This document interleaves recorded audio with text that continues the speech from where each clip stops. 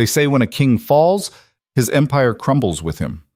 Roman DeLuca learned that lesson the night 3 bullets shattered his spine and left him trapped in a wheelchair, watching his own kingdom slip through paralyzed fingers. At his nephew's wedding, surrounded by sharks dressed in suits who smell blood in the water, he sits alone like a monument to his own failure. But then a timid waitress with terrified eyes and a borrowed dress does something no one has dared in months. She looks at him like he's still human. That single act of courage will either save them both or destroy everything they have left. If you're ready to see how one moment of kindness can change everything, stay with me until the end. And don't forget to hit that like button and comment what city you're watching from. I want to see how far this story reaches. The Venetian ballroom dripped with the kind of wealth that whispered rather than shouted. Crystal chandeliers cast fractured light across marble floors, and champagne flowed like water while a string quartet played something tasteful and forgettable in the corner. Everyone looked perfect. Everyone looked happy. Everyone was lying. Roman DeLuca sat at the edge of it all, wheels locked, hands resting on expensive Italian fabric that suddenly felt like a costume. His nephew's wedding. He should have felt something, pride maybe, or the warm satisfaction of watching his family's legacy continue. Instead, he felt like a relic, a cautionary tale in a $10,000 suit. The chair was custom-made, sleek black with chrome accents that caught the light just right. It cost more than most people's cars. Didn't matter. Might as well have been made of neon and duct tape for all the stares it attracted. Pity dressed up as concern. Curiosity pretending to be respect. He caught fragments of conversation as people passed, always just loud enough. Shame about Roman. I heard he can't even...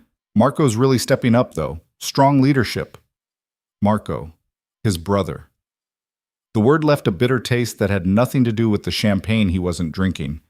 Roman watched the crowd move around him like water around a stone.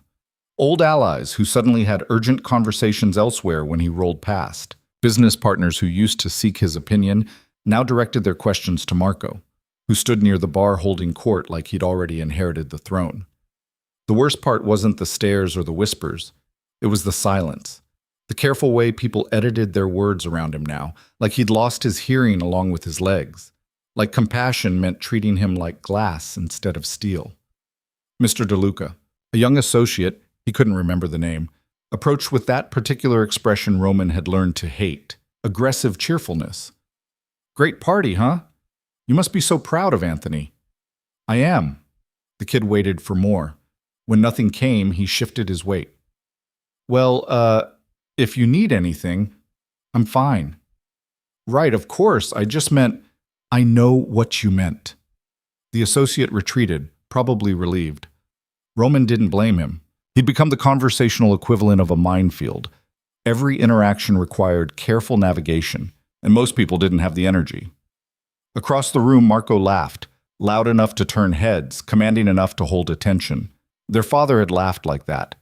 Could work a room like he was conducting an orchestra, every person playing their part without even realizing it. Roman used to do that too. Before the warehouse, before the ambush, before he'd made the mistake of trusting the wrong shipment at the wrong dock and walked straight into hell wearing his best shoes. He remembered the sound more than the pain, 3 precise cracks that echoed off concrete and metal, remembered falling, remembered Marco's face appearing above him, and for just a second, just one fractured heartbeat, something that looked almost like satisfaction flickering across his brother's features before the mask of concern slammed down. Roman had replayed that moment 1,000 times in the months since, tried to convince himself he'd imagined it. That pain and shock had distorted his perception.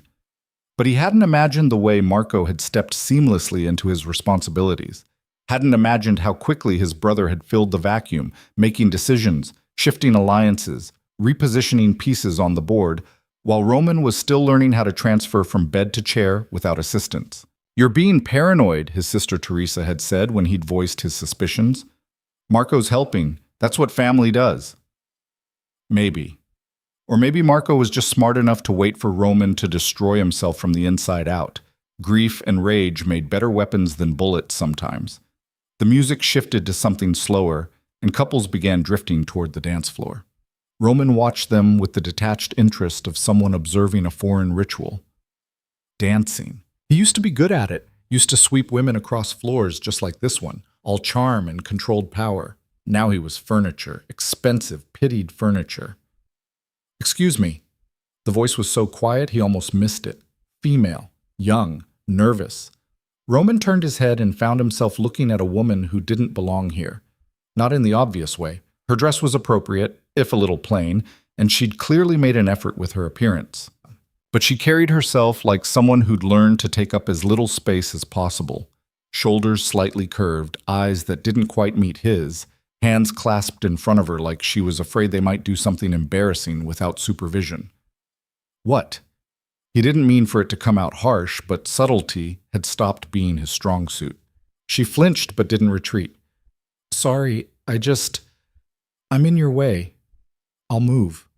She wasn't anywhere near his way, but she'd already started backing up, aiming for the shadows near the kitchen entrance where the auxiliary tables had been set up for people who weren't quite important enough for the main room. "Wait." The word surprised him as much as it did her. She froze, eyes going wide. Brown, he noticed. The kind that probably looked warm in better lighting, but just seemed frightened now. "You're not in my way," Roman said, softer. "You're fine." "Oh, okay."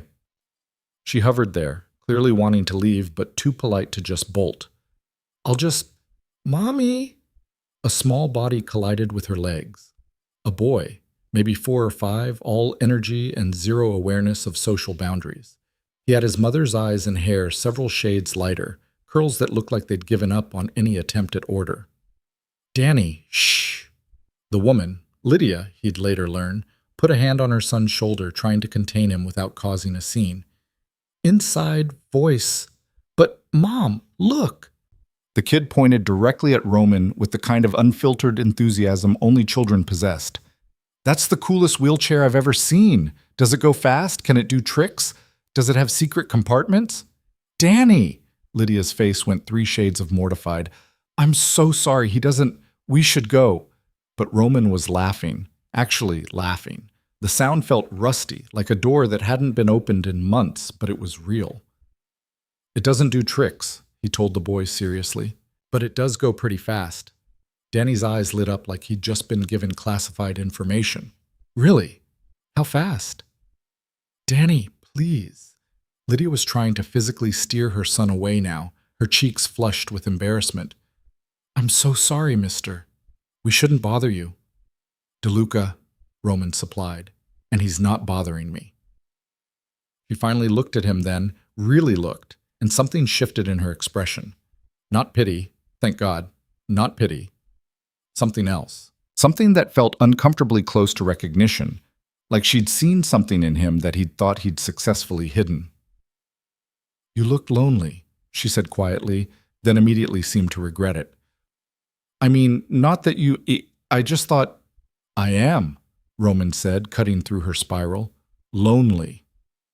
The admission hung between them, too honest for a wedding reception, too raw for small talk between strangers. Around them, the party continued its careful choreography, but in their small pocket of space, something had gone still. Lydia worried her bottom lip, a gesture that made her look even younger than she probably was. Mid-20s, maybe. Young enough that her son's age suggested she'd been practically a child herself when he was born. "Me too," she finally admitted. Lonely. They stood there. Well, he sat, she stood, in a moment of perfect understanding. 2 people who didn't fit. 2 people the party had forgotten existed. Then Danny, bored with adult feelings, tugged on his mother's hand. "Can we dance? You said we could dance." "Maybe later, baby, when it's not so crowded." "But I want to dance now."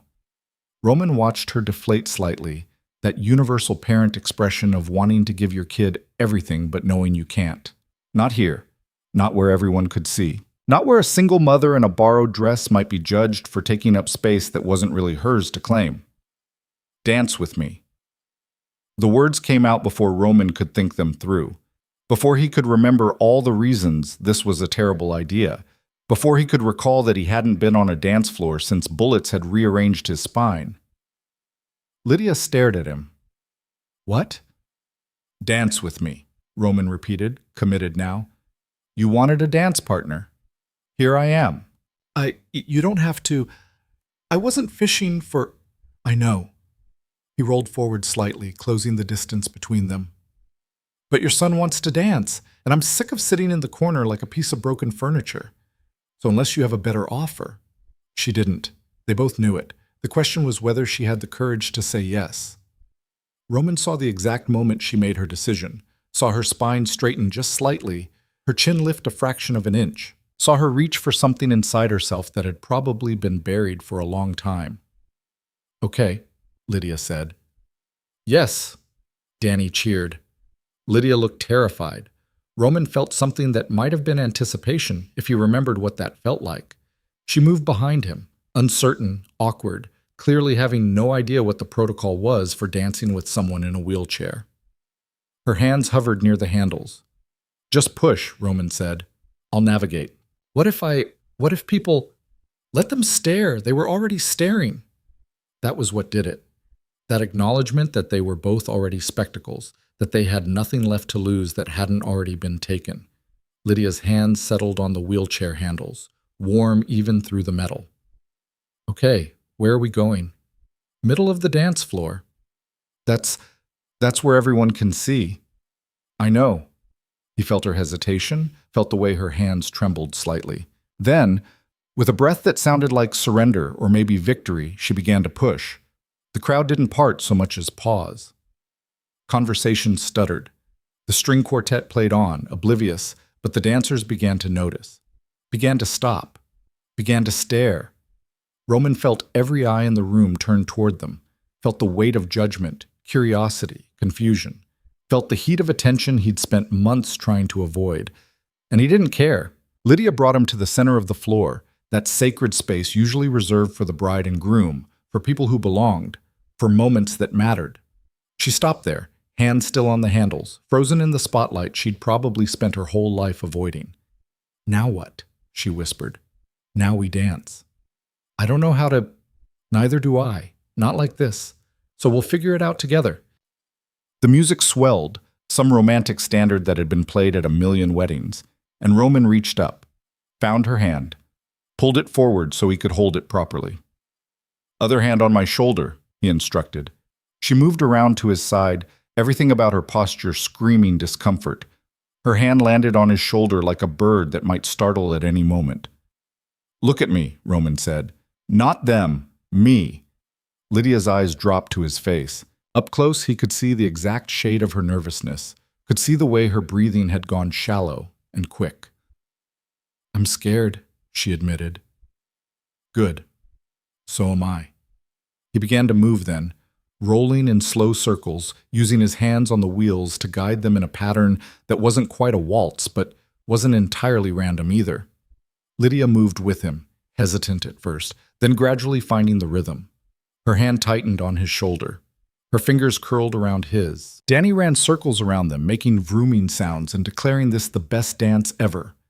Roman ignored the stares, ignored his brother's shocked expression across the room, ignored the whispers and the phones being raised to capture this moment for dissection later. He focused on the woman beside him, on the way her fear was slowly transforming into something that looked almost like joy.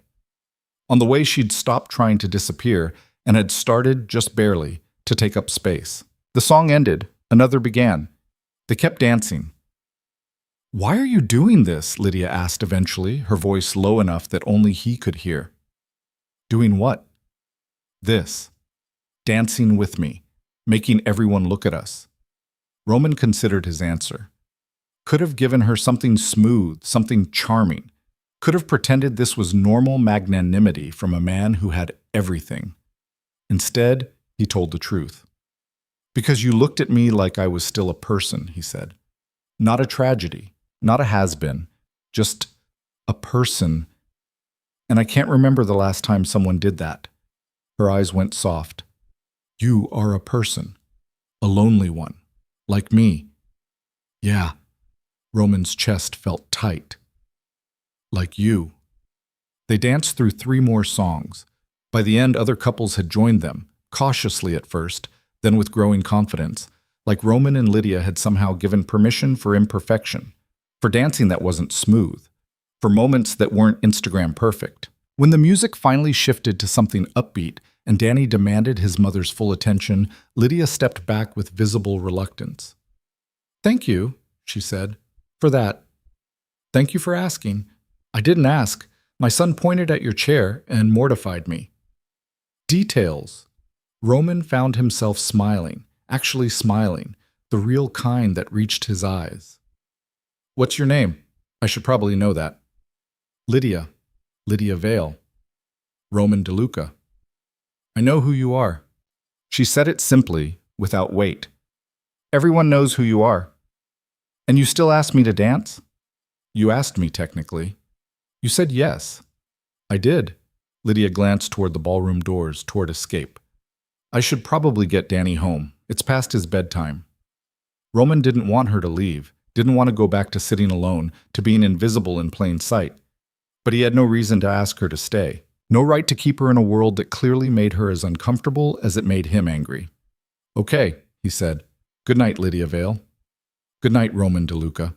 She started to leave, Danny's hand in hers, already fading back into the shadows where people like her learned to live, where people like him used to hunt. "Lydia." She turned, waiting. "Would you—" Roman stopped, suddenly aware of how absurd this was about to sound. "Would you want to get coffee sometime, or, I don't know, whatever people do when they're trying to not be lonely?" Her expression did something complicated. Hope mixed with fear, mixed with disbelief. "You want to get coffee with me? I want to talk to someone who sees me. Yes. She gestured at herself, at Danny, at everything she clearly thought wasn't enough. "I'm a single mom who works 3 jobs and lives in a studio apartment above a laundromat. People like you don't—" "People like me are lonely too," Roman interrupted. "And I'm asking. So if you want to say yes, say yes. If you don't, say no. But don't say no because you think you're not enough. You're the most real thing I've encountered in months." Lydia was quiet for a long moment. Danny tugged on her hand, oblivious to the weight of what was happening. "Thursday," she finally said. "I have Thursday mornings free." "Thursday morning? Where?" "There's a coffee shop on Delancey, the one with the blue awning. Nothing fancy." "Perfect. 10 o'clock?" 10 o'clock. She left then, really left, taking her son and her borrowed dress and disappearing into the night. Roman stayed where she'd left him, in the middle of the dance floor, feeling something he hadn't felt since 3 bullets had changed everything. Hope. It was dangerous. It was stupid. It was probably going to hurt like hell. But it was better than numbness. That was quite a show. Roman didn't turn, didn't need to. He'd recognize Marco's voice anywhere, smooth as expensive scotch, and twice as likely to burn. "Something to say, brother?" Marco moved into view, drink in hand, expression carefully neutral. "Just wondering what you're doing. That girl has a name, Lydia." "Fine. Lydia. She's nobody, no family, no connections, no use to you." "Maybe I don't need everything to be useful anymore." "That's the wheelchair talking." Roman's hands tightened on his armrests. "Careful." "I'm just saying." Marco leaned in, voice dropping to that particular register of fake concern he'd perfected. "You're vulnerable right now. People can take advantage, and a single mother sees a wealthy man in need of compassion? That's a story as old as time." "She didn't know who I was when she approached me." "She knew. Everyone knows. And even if she didn't, her kid sure made sure you'd notice them." "Say."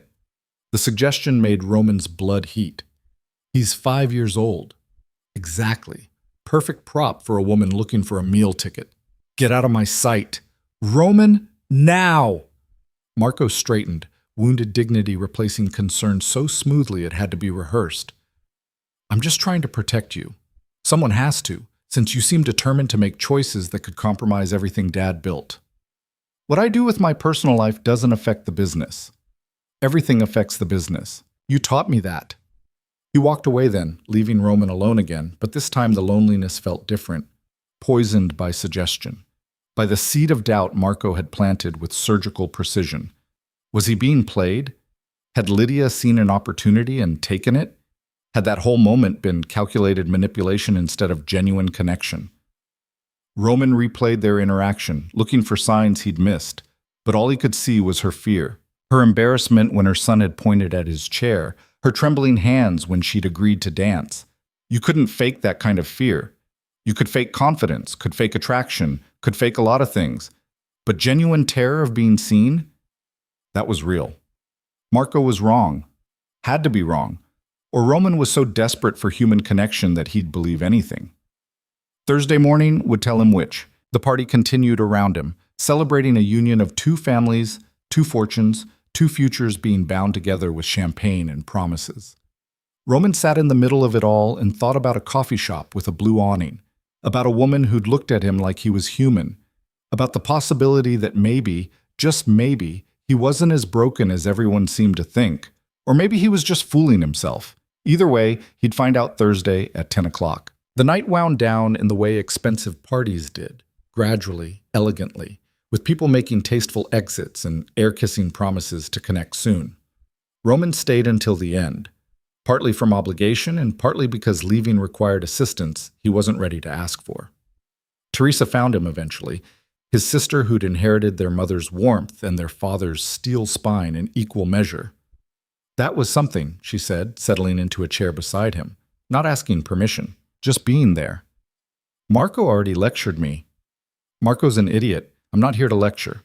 She watched the last guests trickling out. I'm here to ask if you're okay.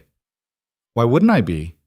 Because you just slow danced with a stranger in front of everyone who's been watching you fall apart for months. That's either very brave or very desperate, and I'm not sure which worries me more. Roman turned to look at his sister, really look at her. Teresa had been the one keeping things together while he'd spiraled and Marco had maneuvered. She ran the legitimate businesses, managed the family's public face, and asked for nothing in return except honesty when it mattered. Both, he admitted, brave and desperate. You like her. I don't know her. But you want to.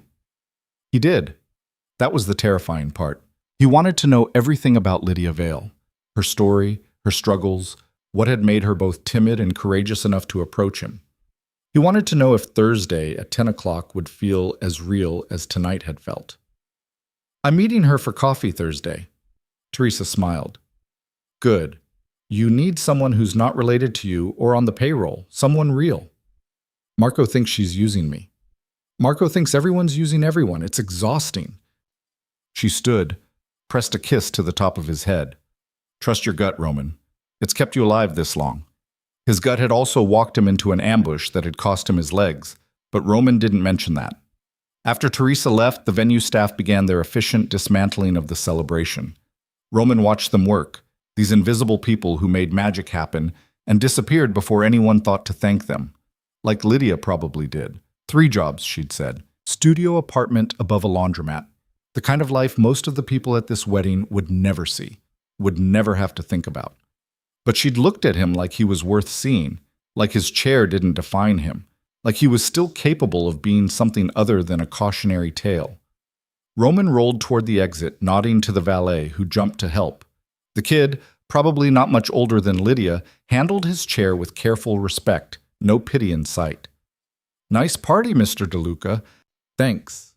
That dance was really cool. My mom's in a chair. She'd have loved seeing that. Something in Roman's chest unknotted. Yeah? Yeah. She always says the worst part isn't the chair. It's people treating her like she disappeared when she sat down. The kid, Michael, his name tag read, helped Roman into the car with practiced ease. You didn't disappear tonight. No, Roman agreed. I didn't. The drive home should have given him time to think, to process, to prepare for whatever Thursday would bring. Instead, Roman found himself replaying every moment with Lydia. The way her hand had felt on his shoulder, the way her fear had transformed into something brighter, the way she'd said yes when everything in her posture had been screaming no. She was brave. Braver than him, maybe, because he'd spent months hiding. She'd spent years surviving, and she'd still found the courage to be kind. Marco was wrong about her, had to be, but the doubt lived there now, coiled in his gut like a snake. And Roman knew from experience that doubt was harder to kill than most things. His penthouse greeted him with the kind of silence that money bought. Expensive, absolute, and utterly lonely. Floor-to-ceiling windows looked out over the city, Millions of lights representing millions of lives he'd never know. Somewhere out there, Lydia was probably tucking her son into bed, probably worrying about tomorrow's shift or next week's rent or all the small crises that made up a life lived without safety nets. She didn't belong in his world. He didn't belong in hers. But Thursday, at 10 o'clock, they'd meet in the middle, in a coffee shop with a blue awning, in a space that belonged to neither of them. And Roman would find out if tonight had been real or if he'd just been desperate enough to believe in fairy tales. He transferred to bed, a process that had gone from humiliating to merely tedious over the past months, and lay there staring at the ceiling. Somewhere above him, in the penthouse above his penthouse, Marco probably slept soundly, dreaming of empires and thrones and all the things he thought should be his. Roman dreamed of brown eyes and trembling hands and a 5-year-old's enthusiasm for cool wheelchairs. Thursday couldn't come fast enough. Thursday arrived with rain, the cold, miserable kind that turned the city gray and made everything feel heavier than it should. Roman woke at 6 out of habit, his body refusing to acknowledge that he no longer had morning meetings or territories to inspect, or 100 small emergencies requiring his immediate attention. He lay there, staring at the ceiling, and wondered what the hell he was doing. Coffee with a stranger. A woman who probably spent the last 3 days regretting her moment of courage. A woman who might not even show up. The smart thing would be to cancel. To text some polite excuse and return to the safer isolation of his penthouse where nobody could disappoint him because nobody could reach him. But Roman had spent 6 months doing the smart thing, and it had only made him more hollow. At 9:15, he rolled into his closet and spent an embarrassing amount of time deciding what to wear. A suit felt too formal. Casual felt too calculated. He finally settled on dark jeans and a gray sweater, the kind of outfit that said he'd tried without trying too hard. His driver knew better than to comment when Roman asked to be taken to Delancey Street. Just nodded and helped with the accessibility ramp they'd installed in the Mercedes after the shooting. The whole process had become routine, which somehow made it worse. The coffee shop appeared at 9:50, a small place wedged between a dry cleaner and a bodega. Blue awning faded but still cheerful despite the rain. Through the window, Roman could see mismatched furniture and walls covered in local art that probably wasn't worth much but filled the space anyway. No sign of Lydia. "Want me to wait?" his driver asked. Roman thought about it, about having an escape route ready, about protecting himself from the possibility that she wouldn't come. "No. I'll text when I'm ready." "You sure, boss?" "I'm sure." The driver hesitated, then nodded. "Okay, be safe." Safe. As if coffee with a single mother posed any threat compared to what Roman dealt with daily, compared to his own brother circling like a shark waiting for blood.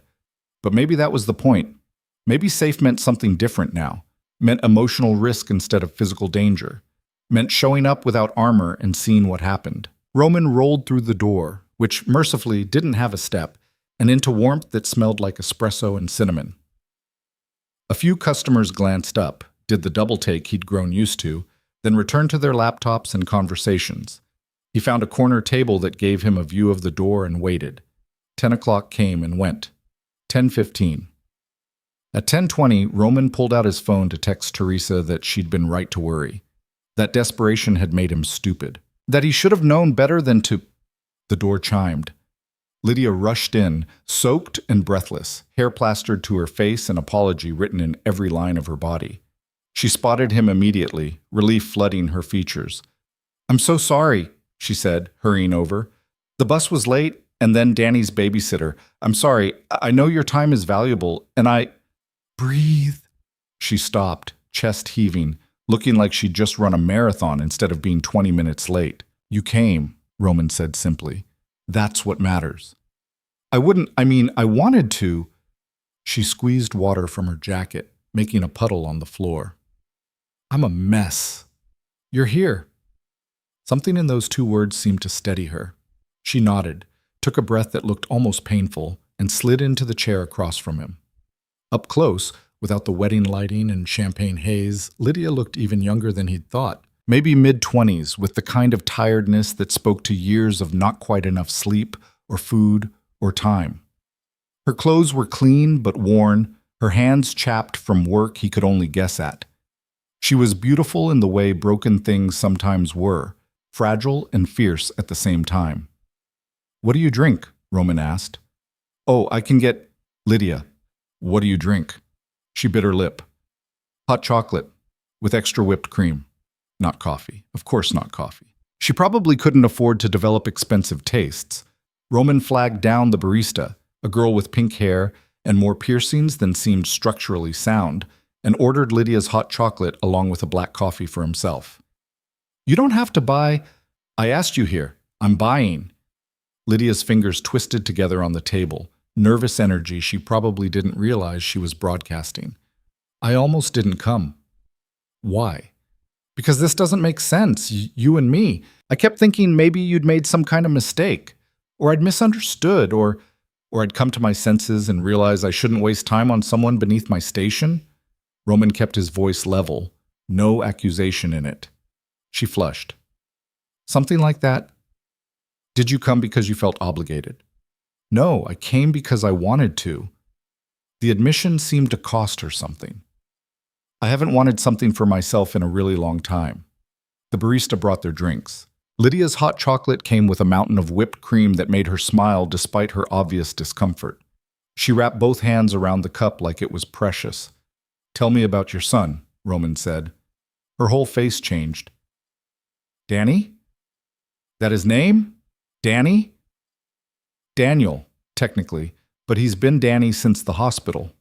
She took a sip, got whipped cream on her nose, didn't seem to notice. He's 5. Smart as hell. Exhausting.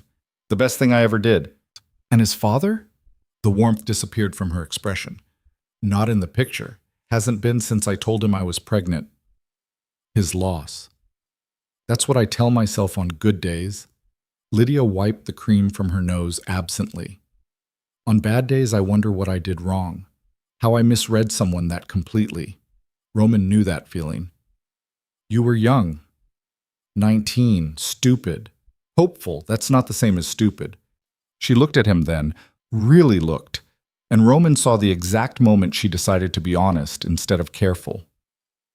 I thought he loved me, Lydia said quietly. Thought we'd get married and have this whole life together. Instead, he handed me $300 for an abortion and told me to lose his number. Did you consider it, the abortion? For about 10 minutes. Then I realized I was more scared of losing Danny than I was of raising him alone. She laughed, but it sounded wrong. Turns out I didn't know what scared meant.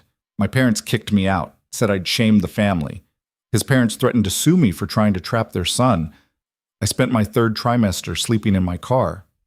Roman's hands tightened on his cup. That's 5 years ago. Ancient history. But her eyes said different. Said those wounds were still fresh, still bleeding under whatever scar tissue she'd managed to grow. I have Danny now, and a real apartment, even if it's tiny, and 3 jobs that keep us fed. We're okay. 3 jobs?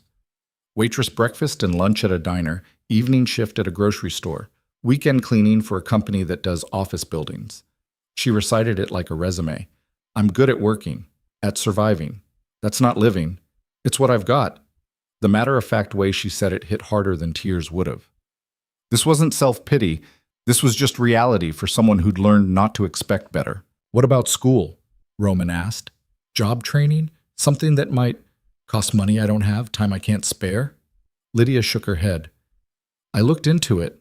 Community college, night classes, all of it. But I can't work 3 jobs and go to school and raise Danny. The math doesn't work. So you're just going to keep grinding until, what, you collapse? Until Danny's old enough that I don't need as much childcare. Until I've saved enough for a security deposit on a better place. Until, she stopped, jaw tight. Until I figure out the next thing. That's how this works. Roman had never had to figure out the next thing. Had never worried about security deposits or childcare costs or whether working 3 jobs would eventually destroy him. His problems had always been different, bigger in scope maybe, but smaller in the way they pressed against his chest and made it hard to breathe. I sound pathetic, Lydia said into the silence. You sound strong. Strong people don't sleep in their cars pregnant and alone. Strong people survive what would break most others. You survived. She studied him over the rim of her cup, and Roman felt uncomfortably seen. What about you? What's your story? You know my story. Everyone knows. I know what people say, that you used to run half the city, that someone shot you, that your brother's taking over while you... She stopped, clearly uncertain how to finish that sentence without being cruel. While I rot in a chair and feel sorry for myself, Roman supplied. That's the short version, yeah. Do you feel sorry for yourself? The question should have been offensive. Instead, it felt like relief. Every single day, Roman admitted. I wake up and I'm still paralyzed and I hate it. Hate the chair, hate the looks, hate that my own brother is probably counting down the days until I'm weak enough that he can take everything. You think your brother shot you? No, but I think he's not particularly upset that someone did. Lydia absorbed this. Family's complicated. That's one word for it. Mine disowned me. Yours is stealing from you. Maybe we're both better off alone. Maybe. Roman turned his coffee cup in circles, watching the liquid swirl. Or maybe we're both too stubborn to admit we need people even when they disappoint us. Do I disappoint you? You showed up 20 minutes late and soaking wet to have coffee with someone you don't know. That's either very brave or very stupid. You said hopeful and stupid weren't the same thing. I'm revising my position. She laughed, actually laughed, surprised and genuine, and the sound did something to the air between them, made it lighter, made the rain outside and the weight of their respective histories feel less suffocating. They talked for 2 hours, about nothing and everything. About Danny's obsession with dinosaurs and Roman's physical therapy sessions that felt like torture designed by someone who hated him. About Lydia's favorite customer at the diner, an old man who left $5 tips and always asked about her son, and Roman's physical therapist who kept insisting he could walk again if he just tried harder. Can you? Lydia asked. Walk again? Doctors say maybe, with surgery, extensive therapy, maybe. Roman shrugged. But maybe means probably not. Means giving me false hope so I keep paying them. Or maybe means there's a chance. You an optimist? No. But I'm a mother. I have to believe in impossible things. Otherwise I'd never have survived this long. The coffee shop filled and emptied around them. Rain drummed against the windows. Roman's phone buzzed repeatedly in his pocket. Marco probably, or Teresa, or any number of people who needed things from him. He ignored it all. When Lydia finally glanced at her phone and gasped at the time, Roman felt the loss before she'd even moved. I have to pick up Danny from the sitter, she said, already gathering her things. My shift at the store starts at 3 and When can I see you again? She froze. What? I want to see you again. When are you free? I'm not. Free is a complicated concept for me. Sunday? Are you free Sunday? Lydia looked at him like he was speaking a foreign language. You want to spend your Sunday with me? And Danny, if that's okay. Why? Because you're the first person in 6 months who's made me feel like something other than a broken former criminal. Roman held her gaze. Because you're real. And I'm so tired of pretending. Her eyes went shiny. She blinked hard, fighting back whatever emotion was trying to surface. Sunday afternoon, 2 o'clock. There's a park near my apartment. Nothing fancy, just swings and a sandbox. Danny likes it. Text me the address. I don't have your number. Roman pulled out his phone, opened a new contact, handed it to her. Lydia's hands shook slightly as she typed in her information. I still don't understand why you're doing this. Neither do I, but I'm tired of understanding things. Understanding hasn't made me any happier. She handed back his phone, their fingers brushing. The contact lasted maybe 2 seconds, but Roman felt it like an electric shock. Sunday, Lydia said softly. 2 o'clock. I'll be there. She left quickly after that, like staying might make her change her mind or realize this was all a mistake. Roman watched her disappear into the rain and wondered what the hell he'd just committed to. His phone showed 17 missed calls, 12 from Marco, 3 from Teresa, 2 from his lawyer. Roman ignored them all and texted his driver. The ride home should have been time to think, to plan, to consider all the ways this could go wrong. Instead, Roman found himself replaying Lydia's laugh. The way she'd looked at him when he'd called her strong. The fierce protectiveness in her voice when she'd talked about her son. She was nothing like the women he usually dated, polished, sophisticated women who understood power and knew how to wield it. Lydia didn't understand power. She'd never had any. She'd spent her entire adult life at the mercy of systems and people who didn't care whether she survived. And she'd done it anyway, had kept going, had raised a kid alone and worked 3 jobs and still found the courage to approach a stranger at a wedding. Marco was going to lose his mind.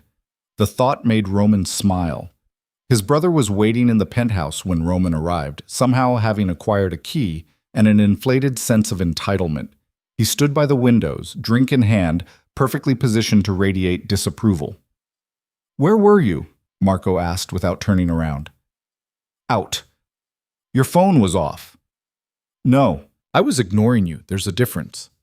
Marco finally turned and Roman saw the carefully controlled anger in his expression. "We had a meeting with the Castellano family about the waterfront properties. You handled it. That's not the point. You should have been there. They need to see you're still what?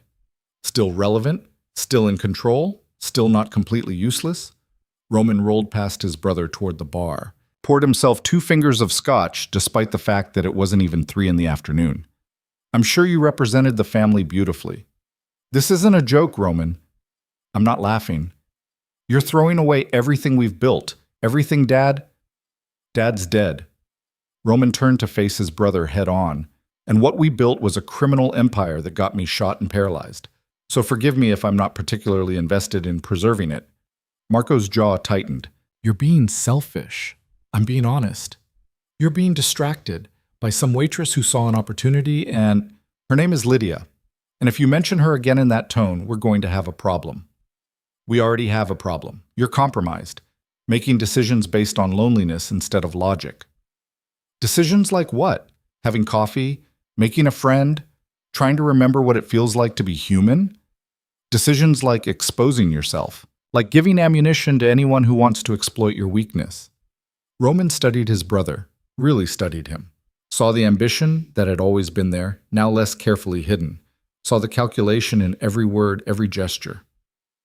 "You think she's a threat," Roman said slowly, "or you think she's a distraction that keeps me weak enough for you to maintain control. That's paranoid. That's observant." Roman took a drink, let the scotch burn. "You've been waiting for me to break, Marco. Waiting for me to give you an excuse to take over completely. And instead, I'm getting stronger, starting to engage again. That terrifies you. You're not stronger. You're delusional. Maybe. Or maybe I'm finally seeing clearly for the first time in months." They stared at each other, years of brotherhood and rivalry and unspoken resentment crackling in the space between them. Roman thought about their father, about the way he'd pitted them against each other since childhood, always comparing, always creating competition where there should have been loyalty. "I'm meeting her again Sunday," Roman said quietly. "Lydia and her son. We're going to a park, and I don't need your permission or your approval. You need protection. Do you have any idea how vulnerable you'll be, out in public with a child? If anyone wanted to send a message, then they'll send it. I'm done living in fear, Marco. I'm done hiding. You're done being smart. I was smart for 35 years. Where did it get me? Shot, paralyzed, alone." Roman rolled toward the door. "Now I'm going to try something different. You can either support me or get out of my way." "And if I can't do either?" Roman stopped, turned back to face his brother one more time. "Then I guess we'll find out what happens when family becomes enemy." Marco didn't respond, just stood there, backlit by floor-to-ceiling windows, looking like everything their father had wanted him to be. Strong, controlled, ruthless. Everything Roman was trying to stop being. The next few days crawled by. Roman went to his physical therapy sessions and actually tried instead of just going through the motions. His therapist, a woman named Sarah who took no shit and gave less sympathy, noticed immediately. "What changed?" she asked, watching him struggle through exercises that left him shaking and nauseous. "Nothing. Everything. I don't know." "Well, whatever it is, keep doing it. You've improved more this week than in the previous 2 months combined." Roman didn't tell her about Lydia. Didn't mention that he was pushing himself because he wanted to be able to stand, even if just for a moment, next time he saw her. Didn't admit that hope was a better motivator than rage had ever been. Teresa called Friday night. "Marco says you're seeing someone," she said without preamble. "Marco needs to mind his business." "Is it serious?" "It's coffee, and we're meeting again Sunday." Teresa was quiet for a moment. He showed me her background check. Roman's hand tightened on his phone. He did what? Full investigation, financial records, employment history, everything. Roman, she's got nothing, less than nothing. Credit card debt, eviction notices from 3 years ago, no assets, no... Stop. I'm just saying you need to be careful. If she's looking for a way out of... She's not. Roman's voice came out harder than he'd intended. She's surviving. There's a difference. How do you know? Because I know what people look like when they're scheming. Lydia looks scared, looks like she can't believe anyone would choose to spend time with her. He paused. She looks like I feel. Teresa sighed. Okay. Okay? Okay. If you trust her, I trust you, but Roman, be smart about this. Marco's not wrong that you're vulnerable right now. I'm always going to be vulnerable. The chair guarantees that, so I can either hide forever or I can take some risks and see what happens.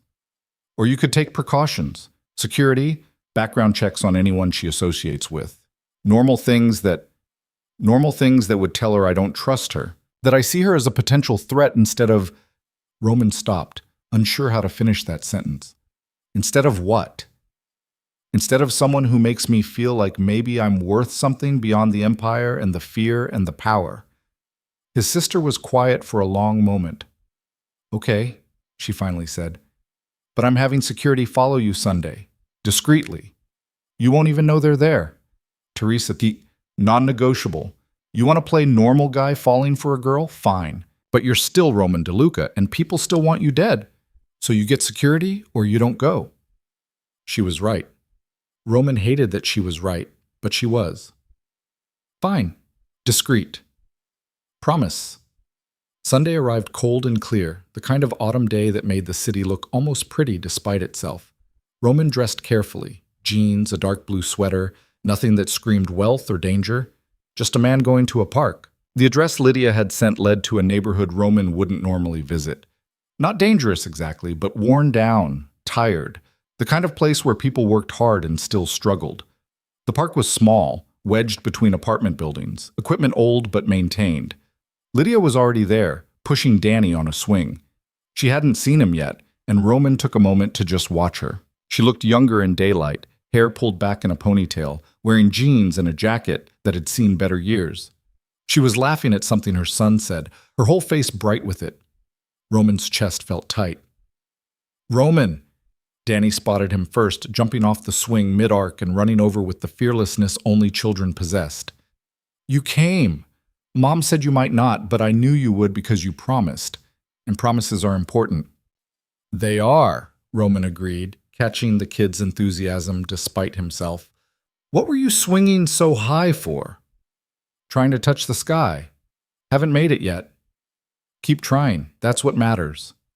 Lydia approached more slowly, tucking hair behind her ear in that nervous gesture he was starting to recognize. Hi. Hi. They stood there, suddenly awkward, while Danny ran circles around Roman's chair making airplane noises. This is weird, right? Lydia finally said. I don't know how to do this. Do what? This. Whatever this is, dating? Hanging out? I haven't, since before Danny, I haven't. Then we'll figure it out together. Roman watched Danny discover a stick and immediately turn it into a sword. No pressure, no expectations, just being. Just being. She tested the words, seemed to like them. Okay, I can do that. They spent the afternoon doing nothing remarkable. Danny showed Roman every piece of playground equipment, narrated elaborate stories involving pirates and dinosaurs and superheroes, and asked approximately 8,000 questions about everything from wheelchairs to why the sky was blue. Lydia relaxed gradually, the tension bleeding out of her shoulders as the hours passed. She told stories about Danny's first steps, his first words, the time he'd decided to paint their entire apartment with pudding while she'd been in the shower. Roman found himself laughing more than he had in years, real laughter that came from his chest and made his face hurt. You're good with him, Lydia said, watching Roman help Danny build an elaborate stick fortress. Not everyone is. He's easy, says what he means, doesn't pretend. Unlike adults. Unlike everyone I usually deal with. When Danny finally wore himself out, they sat on a bench. Lydia on the seat, Roman beside her, watching the kid dig in the sandbox with focused intensity. "Can I ask you something?" Lydia said quietly. "Anything." "Why me? I've been trying to understand it all week. You could have anyone. Someone sophisticated and educated and—" "Fake?" Roman interrupted. "Someone who wants Roman DeLuca the Empire, not Roman DeLuca the person? I want the person." "I know. That's why you—" She looked at him then, and Roman saw tears threatening to spill. "I'm going to disappoint you. Eventually, I'm going to— So will I. Probably sooner." He reached out slowly, giving her time to pull away, and took her hand. But maybe that's okay. Maybe disappointment is part of being real. Her fingers curled around his, holding on like she was afraid of falling. "I'm scared," Lydia whispered. "Me too." "What are we doing?" "I have no idea, but I don't want to stop." Danny looked up from his excavation project, saw them holding hands, and grinned. "Are you guys boyfriend and girlfriend now?" Lydia's face went red. "Danny! What? You said you liked him, and he likes you, I can tell." "It's more complicated than—" "Is it?" Roman asked, looking at Lydia instead of her son. "Does it have to be?" She stared at him, something like hope flickering across her features. "You're serious. I'm tired of being alone. You're tired of surviving. Maybe we could try something different together. I have a 5-year-old and 3 jobs and more baggage than anyone should have to carry. I have a criminal empire, a treacherous brother, and I'm paralyzed from the waist down. Your point?" She laughed, shocked, and a little broken. "We're a disaster. Probably. This is going to end badly. Maybe. But you still want to try." Roman squeezed her hand. "I still want to try." Danny cheered, already planning what he called their family adventures, oblivious to the complexity of what he'd just witnessed. But maybe he had it right. Maybe it could be that simple. Maybe 2 broken people could choose each other and see what happened next. The sun was setting by the time they left the park. Roman offered to drive them home. His car was warm and Danny was getting tired, and Lydia looked like she'd been on her feet for days. But she hesitated. "You don't have to see where I live. It's nothing like what you're used to." "Lydia, I'm serious. It's embarrassing. I don't care about your apartment. I care about making sure you and Danny get home safe." She relented finally, giving the driver an address that made his eyebrows rise almost imperceptibly.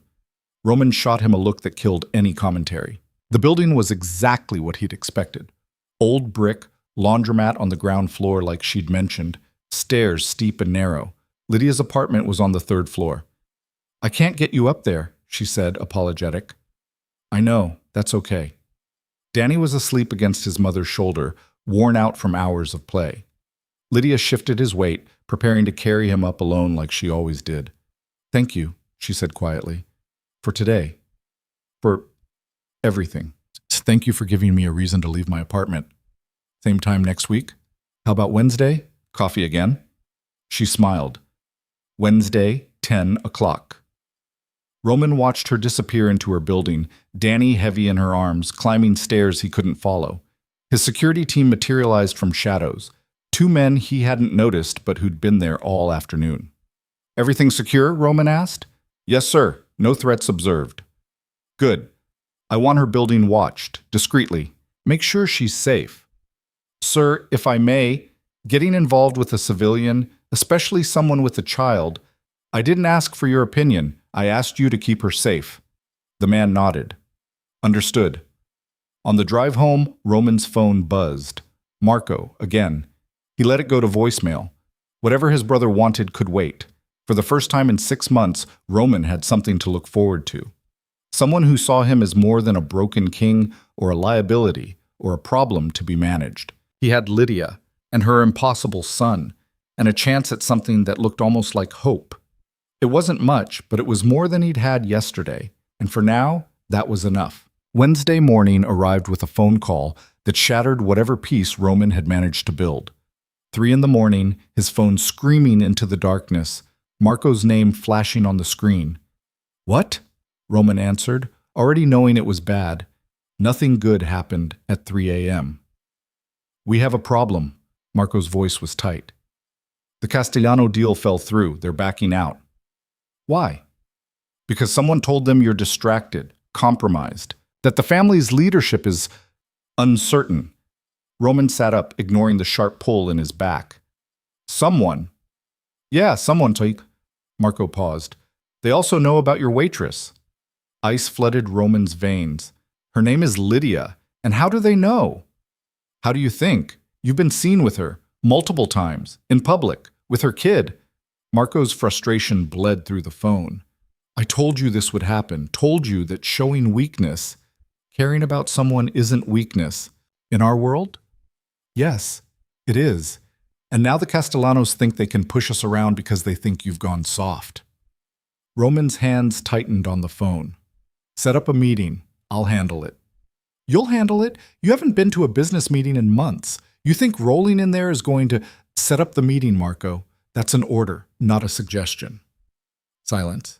Then, carefully controlled. Fine. Tomorrow night, Russo's, 8 o'clock.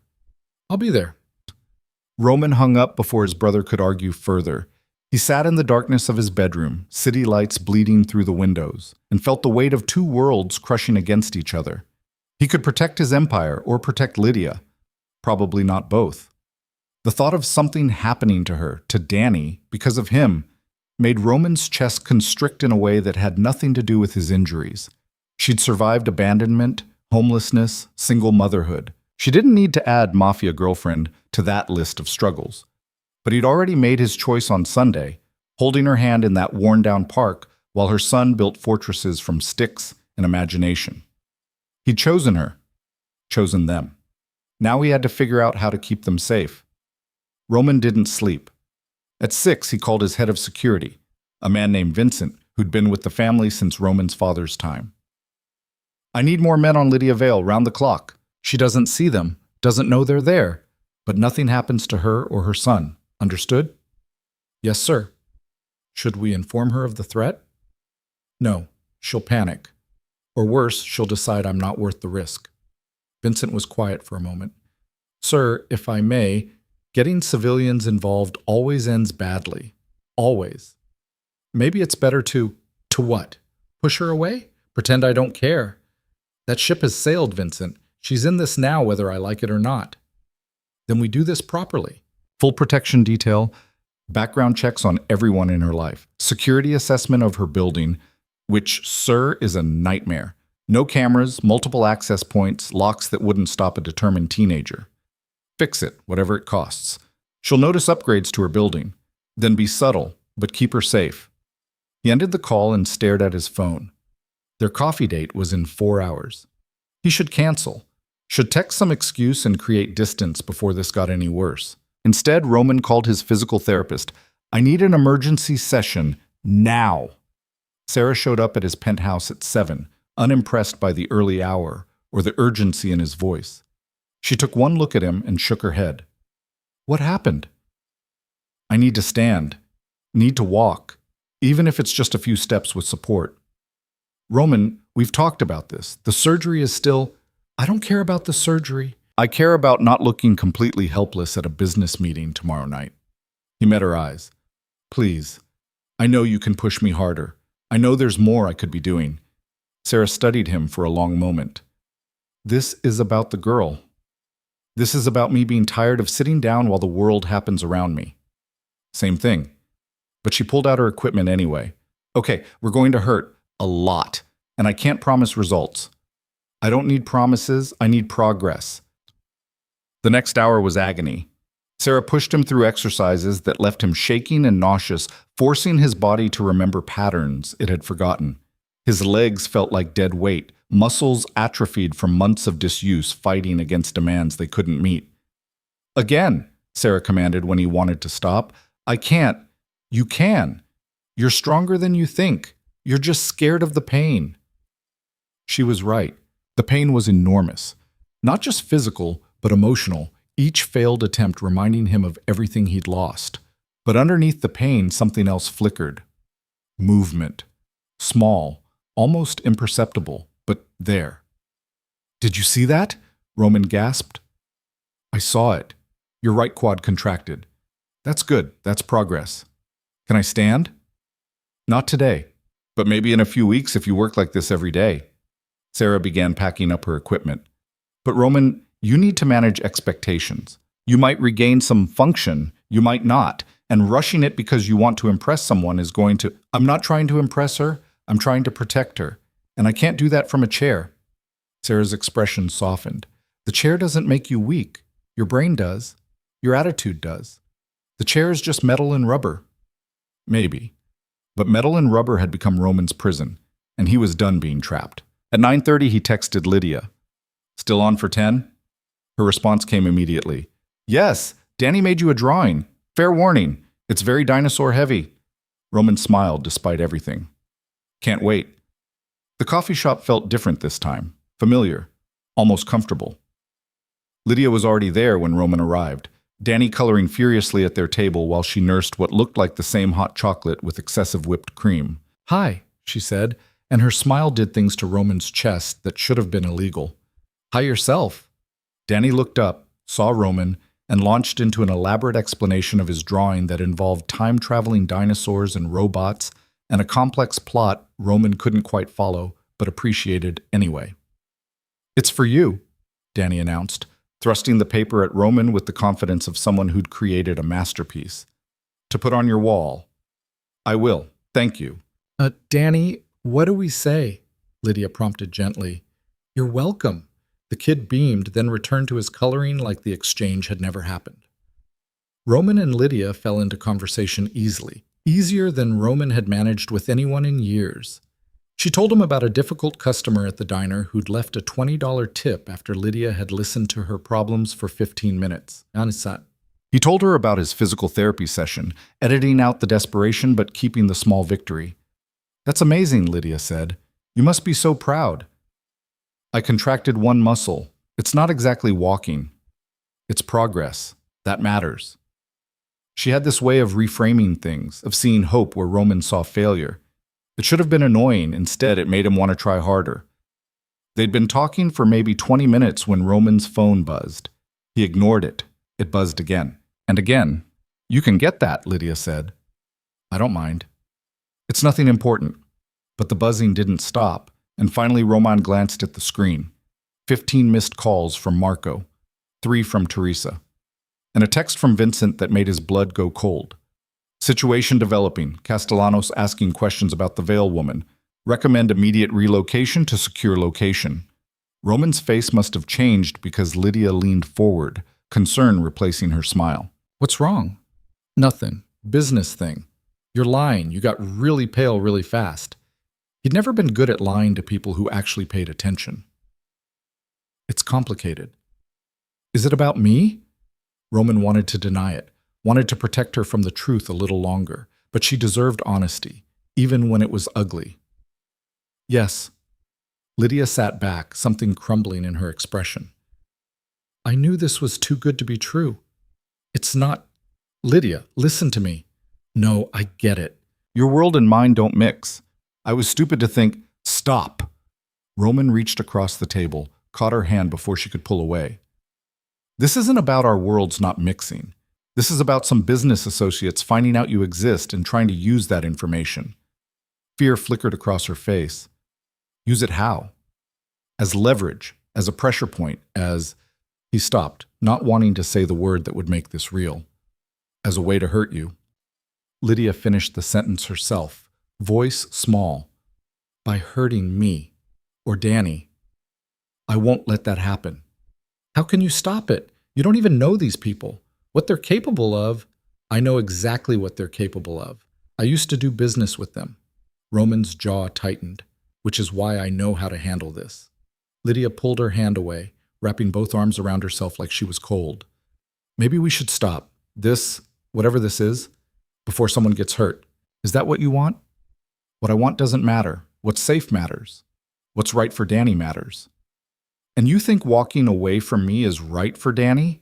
She flinched. I think protecting him from danger is right for Danny. And your danger. Your whole life is danger. Roman wanted to argue, wanted to promise he could keep them safe. But he'd made promises before that bullets had rendered meaningless. You're right, he said quietly. Being with me puts you at risk. So I'll understand if you want to end this now, before it gets worse. Lydia's eyes went shiny. Do you want to end it? No, but what I want isn't fair to you or your son. They sat there in terrible silence while Danny colored, oblivious to the way his world was about to shift again. Around them, the coffee shop buzzed with normal conversations, normal problems, normal lives that didn't include death threats and criminal empires. I don't want to end it either, Lydia finally whispered. But I'm so scared. Then let me protect you. Let me put security on you and Danny. Security? Her voice rose slightly. Like bodyguards? Like, Roman, I can't live like that. I can't have my son grow up thinking he needs armed men following him to kindergarten. Better that than what? Than him getting caught in crossfire because his mom fell for the wrong guy? Tears spilled over now, running down her cheeks faster than she could wipe them away. I've made so many mistakes, but I've always kept Danny safe, always. And now nothing changes. We're careful, we're smart, but we don't let fear win. Fear keeps us alive. Fear keeps us alone. Roman leaned forward, lowering his voice. I spent 6 months afraid of being seen, afraid of being weak, afraid of caring about anything because losing it would hurt too much. And all that fear did was make me miserable. At least you were safe. Was I? Someone still shot me, Lydia. All my caution, all my security, all my careful control. It didn't stop 3 bullets from destroying my life. She hiccuped, trying to control her breathing. So what are you saying? That we should just ignore the danger? I'm saying we acknowledge it, but don't let it control us. I'm saying I have resources and people who can keep you safe. I'm saying... Roman stopped, realizing what he was about to admit. I'm saying I care about you too much to walk away just because it's complicated. Lydia stared at him. You barely know me. I know enough. I know you're brave and kind and you've survived things that would have broken most people. I know your son makes me laugh in a way I haven't in years. I know when I'm with you, I feel like maybe I'm not completely ruined. You're not ruined. Then let me prove it. Let me show you that I can do this, protect you and care about you at the same time. She bit her lip, clearly torn. What does protection even look like? Security watching your building, driving you to work when possible, changing your routine so you're less predictable.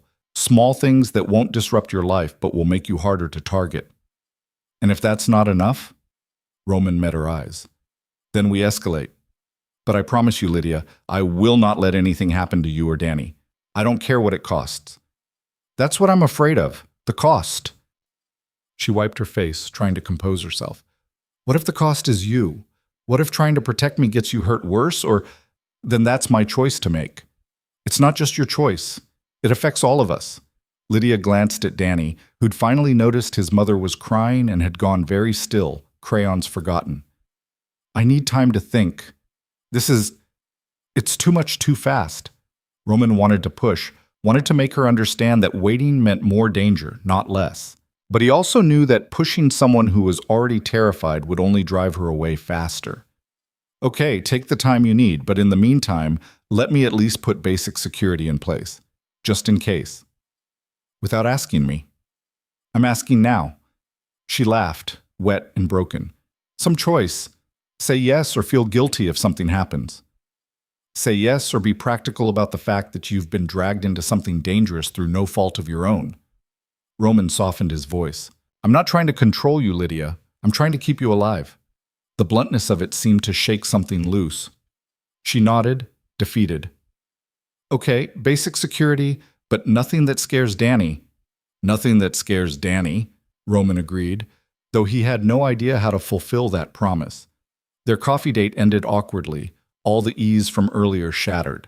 Lydia gathered Danny, who kept asking why Mommy was sad, and left without making plans to meet again. Roman sat alone in the coffee shop and wondered if he'd just destroyed the best thing that had happened to him in years. His phone buzzed. Marco. Again.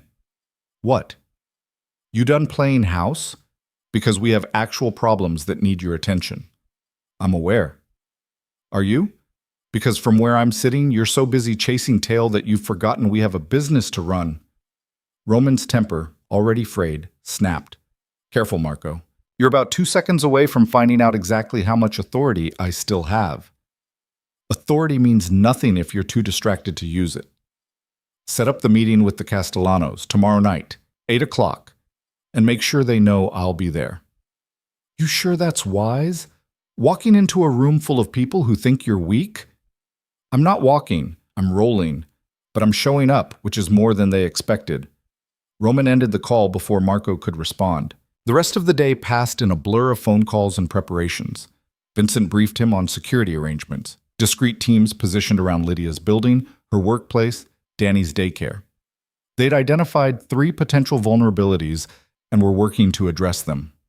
She's not going to like this, Vincent warned. Civilians never do. She doesn't have to like it. She just has to be safe. Teresa called that evening, her voice tight with worry. Marco said you're going to the Castellano meeting. I am. Roman, they're going to test you, push you, try to see if you're really still in control or if Marco's their new point of contact. Let them try. And the girl? Marco said she was crying in the coffee shop. Her name is Lydia, and yes, she was upset, because I told her the truth about what dating me means. Which is? Danger, constant threat, security details and restricted movement, and never being sure if someone wants to hurt her to get to me. Teresa sighed. And she's still willing to try? She's thinking about it. Is she worth it? Worth all this risk and complication? Roman thought about Lydia's laugh, about Danny's dinosaur drawing currently folded in his jacket pocket, about the way she looked at him like he was just Roman, not Roman DeLuca the criminal, the cripple, the cautionary tale. Yes, he said, she's worth it. Then fight for her. But Roman, don't lose yourself in the process. You're still the head of this family, still responsible for hundreds of people who depend on you. Don't forget that while you're playing hero. I'm not playing anything. I'm trying to be better than what Dad made us. Dad made us survivors. Dad made us predators. There's a difference. Teresa was quiet for a moment. Just be careful tomorrow night. The Castellanos aren't known for their patience or mercy. Neither am I. The next evening, Roman dressed with more care than he had in months. Dark suit, crisp shirt, cufflinks that had been his father's. He looked at himself in the mirror and saw someone trying very hard to appear strong while feeling anything but. His hand shook as he transferred to his chair. Nerves or muscle fatigue, he couldn't tell. Didn't matter. He had to do this. Russo's was the kind of restaurant where deals happened in back rooms and nobody questioned the security standing outside. Roman arrived exactly on time, Vincent and 2 other men flanking him like an honor guard or a warning. Marco was already there, looking smug and expensive at the bar. Didn't think you'd actually show. I said I would. Saying and doing are different things lately. Roman ignored him, rolling toward the private room where the Castellanos waited. 3 men, Dominic, the patriarch, and his 2 sons, Anthony and Michael.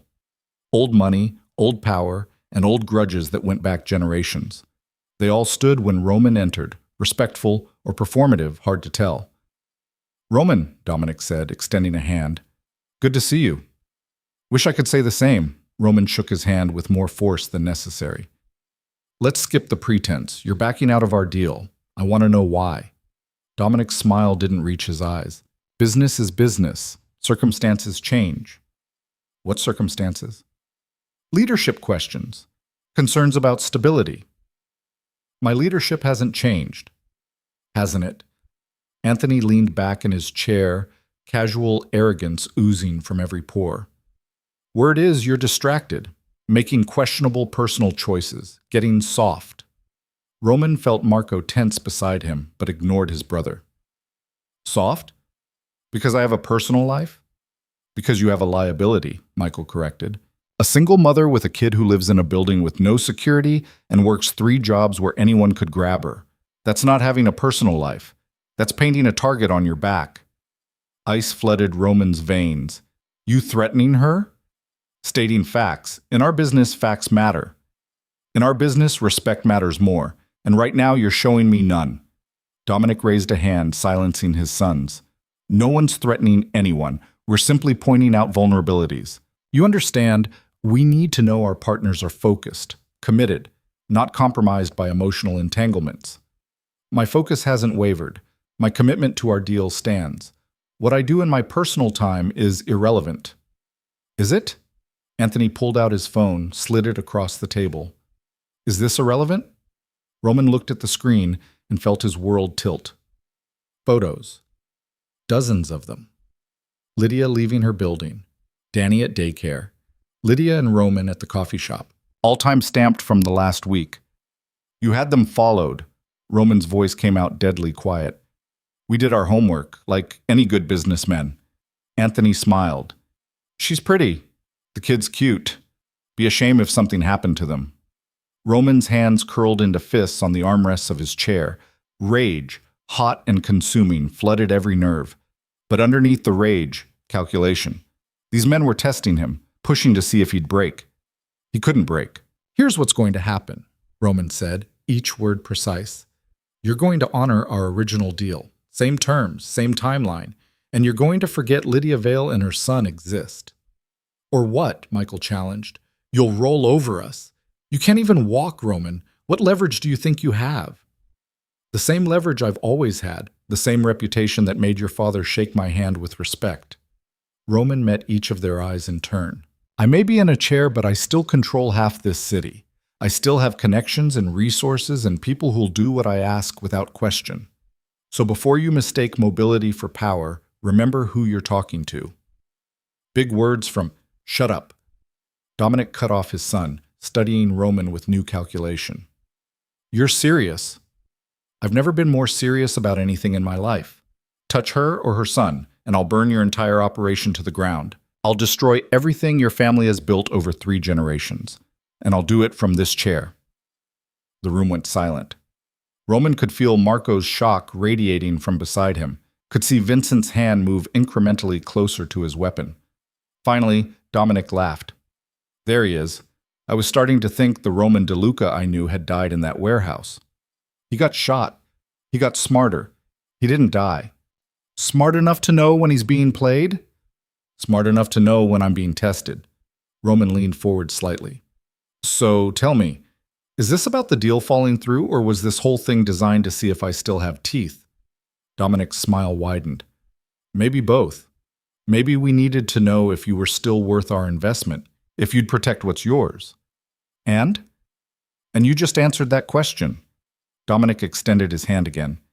The deal's still on. Original terms. Roman didn't move. And Lydia? Off limits. You have my word. What you do in your personal life is your business, as long as it doesn't interfere with ours. It won't. They shook on it, the gesture carrying more weight than any contract. Roman left Russo's with his empire intact and his enemies warned, but the victory felt hollow, because they knew about Lydia now, really knew. Had photos and schedules and enough information to hurt her if they ever chose to. In the car, Marco exploded. What the hell was that? That was me handling business. That was you threatening war over a woman you barely know. That was me drawing a line. Roman turned to face his brother. And if you ever disrespect her again, I'll draw another line. Through you. Marco stared at him, something like fear flickering in his eyes. You've changed. Good. I was tired of being the old version. He had Vincent take him to Lydia's building instead of home. It was late, almost 11, but light still glowed in her third-floor window. Roman pulled out his phone, texted, I'm downstairs, can we talk? The response took 5 minutes. It's late. I know, but it's important, please.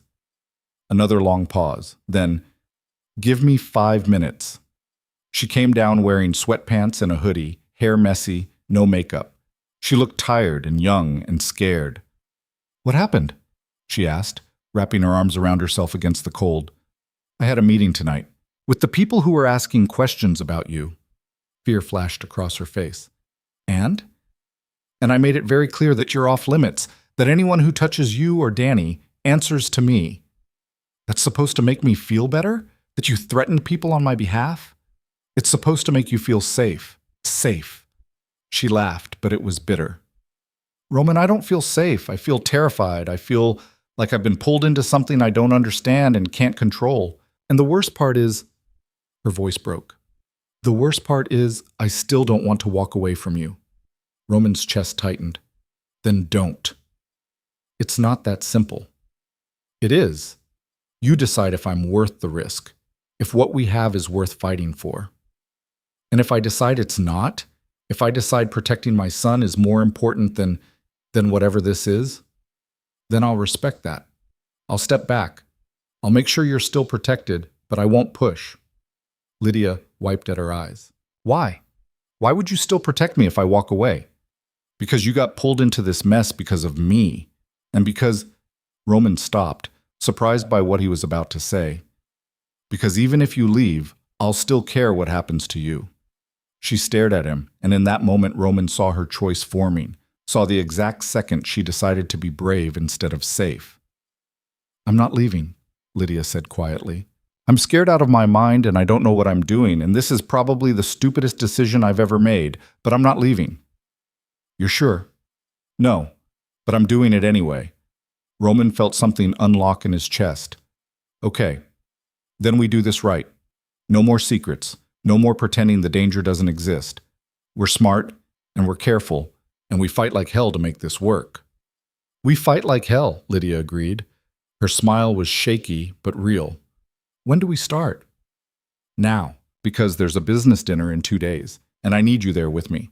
Her eyes went wide. What? These people need to see you're not just some secret I'm hiding. They need to see you're important to me. Real. Roman, I don't know how to... You know how to be yourself. That's all I need. Myself doesn't belong at fancy business dinners. Neither do I anymore. But we'll figure it out together. He reached for her hand. What do you say? Want to terrify some criminals with me? Lydia laughed, surprised and a little hysterical. That's the weirdest invitation I've ever received. Is that a yes? She looked at him for a long moment. Then, with a breath that sounded like jumping off a cliff, she nodded. Yes, but you're buying me a dress because I own nothing appropriate. Done. And I need to warn you, I'm probably going to say something awkward and embarrassing. Good. They could use some awkward and embarrassing in their lives. She squeezed his hand, still scared but holding on anyway. And Roman realized that was what courage looked like. Not fearlessness, just choosing to stay despite the fear. They stood there in the cold until Lydia started shivering, and Roman insisted she go back inside. He watched her climb those 3 flights of stairs, still couldn't follow, probably never would, and felt the weight of what he'd just committed to. He'd drawn a line, made enemies reconsider, protected something precious. Now he just had to figure out how to keep her safe long enough to see where this thing between them could go, because losing her now would hurt worse than bullets ever had. The dress arrived the next morning in a box that cost more than Lydia's monthly rent. She stared at it through tissue paper, deep emerald silk that caught the light like water, and felt panic claw up her throat. I can't wear this, she told Roman over the phone, Danny chattering about dinosaurs in the background. It's too much, too expensive, too... everything. It's a dress. You put it on, you show up, you let me handle the rest. Roman, these people are going to see right through me. They're going to know I don't belong and... Good. Let them know. Let them see you're not playing their games. His voice softened. Lydia, I'm not asking you to be someone you're not. I'm asking you to stand next to me and be exactly who you are. A terrified single mother who's way out of her depth? A woman who's survived things most of them can't imagine. A woman who makes me want to be better than what I was. He paused. Trust me. Please.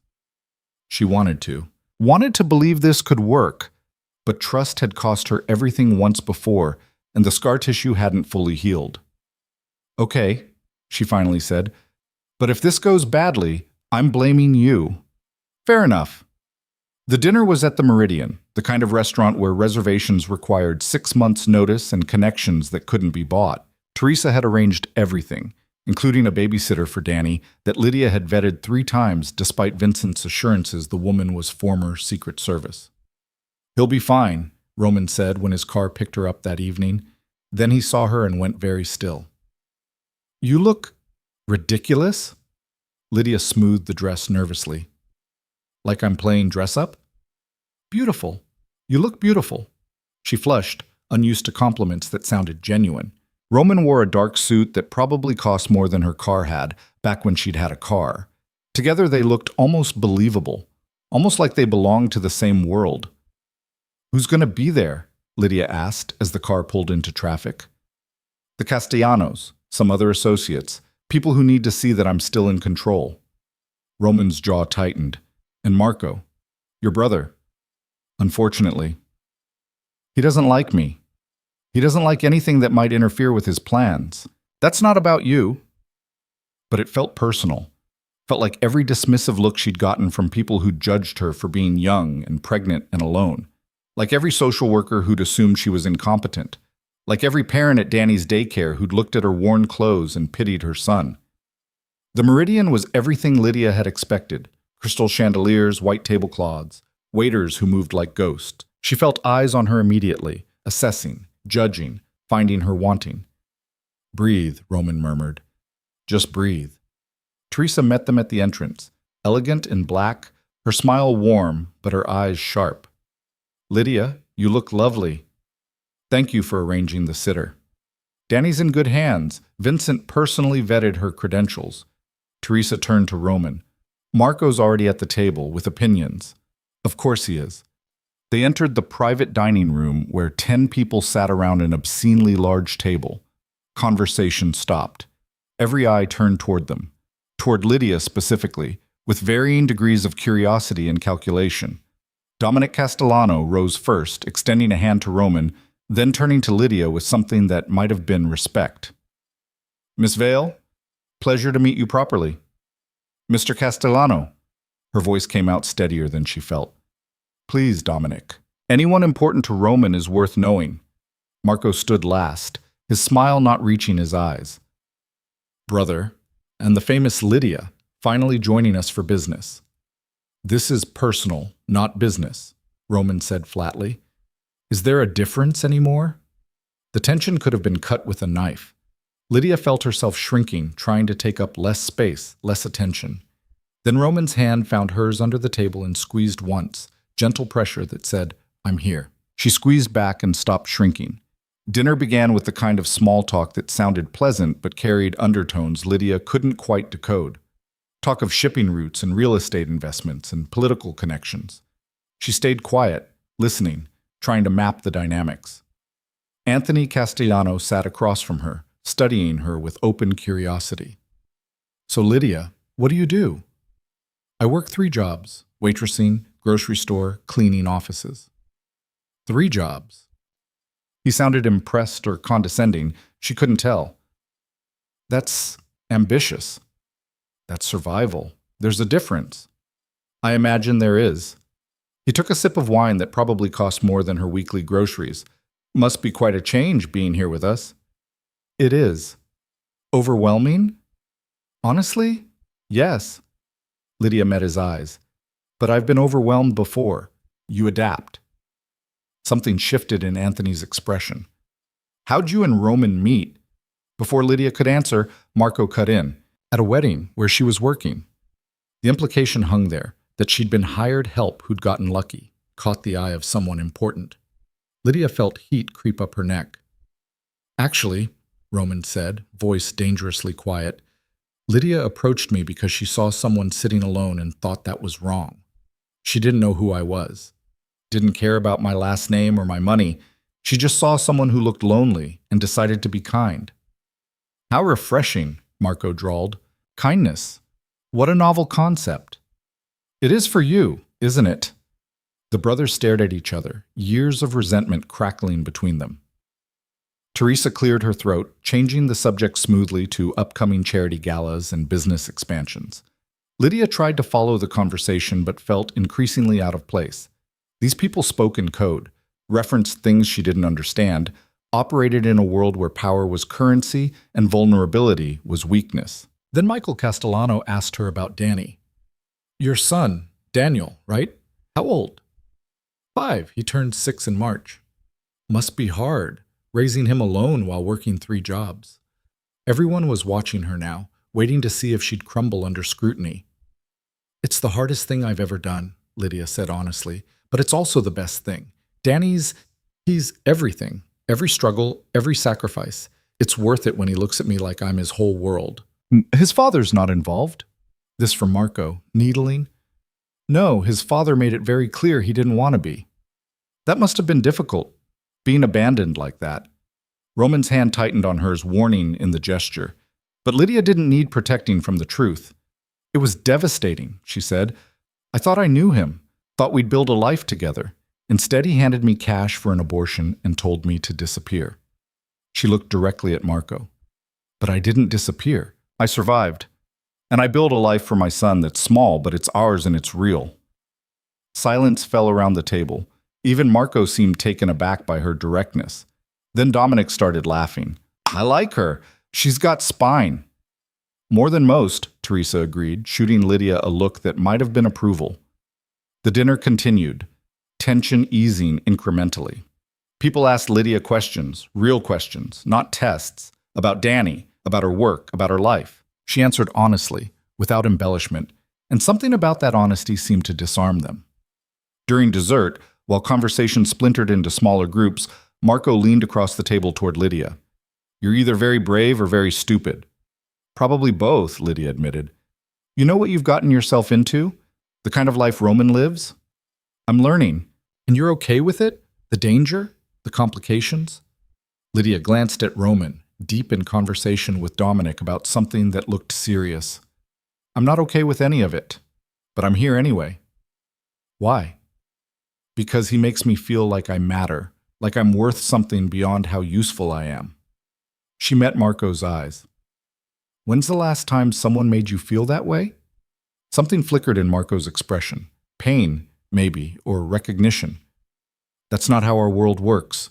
Maybe it should be. He studied her for a long moment. You're going to get hurt, both of you. Probably, but at least we'll have tried. Marco shook his head, something almost like respect in the gesture. I still think this is a mistake, but I can see why he likes you. Because I'm stupid enough to care about him? Because you're honest enough to admit it. The dinner ended 2 hours later with handshakes and promises, and the sense that something had shifted. As they left, Dominic pulled Roman aside while Teresa walked Lydia to the car. You did well tonight, Teresa said. Better than most. I felt like an imposter. Everyone in that room is an imposter. You were just honest about it. Teresa paused at the car. Roman's different with you. Lighter. More like the person he was before our father turned him into. What he became. What did he become? Exactly what Dad wanted. Ruthless. Controlled. Empty.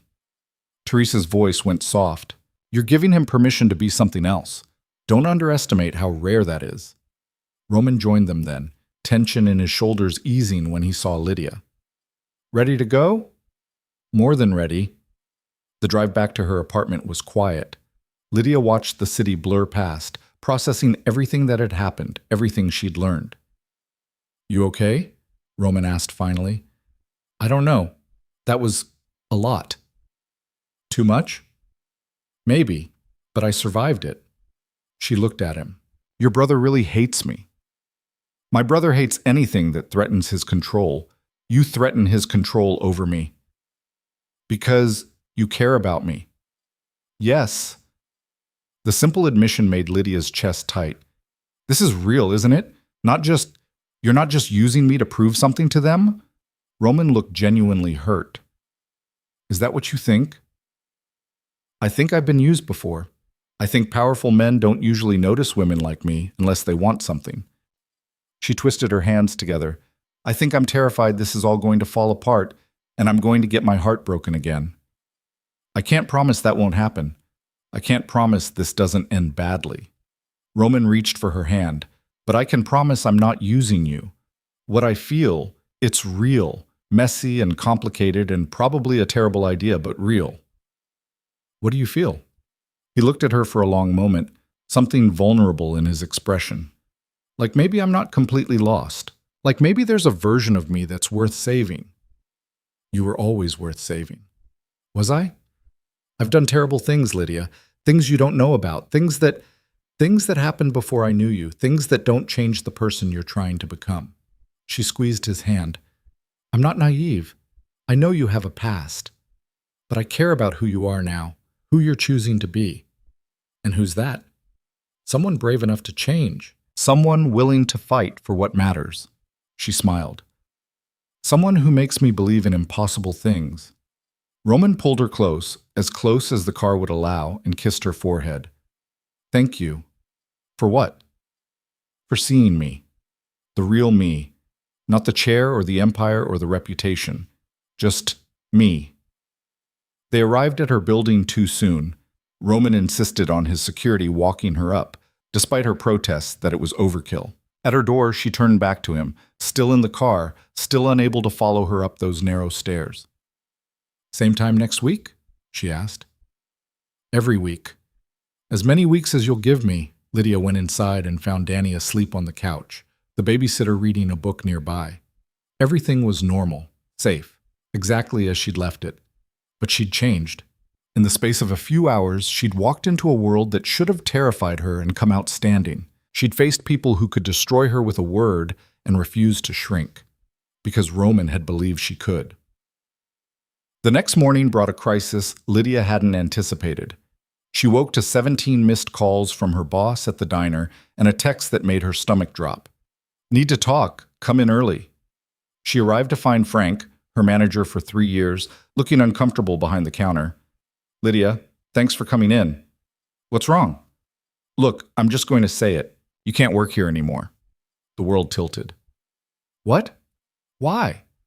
I've never missed a shift. I'm always on time. Customers love me. It's not about your work. It's about... Frank sighed. Some guys came by yesterday, asked questions about you, made it very clear they'd be unhappy if we kept you employed. Who? What guys? Didn't leave names, but they were professional, scary professional. He looked genuinely apologetic. I can't afford trouble, Lydia. I've got a family. This place is all I have. So you're firing me because someone threatened you? I'm protecting myself. I'm sorry. Lydia felt tears threaten but refused to let them fall. I need this job. I have a son. I can't just... I know. I'm sorry. Really.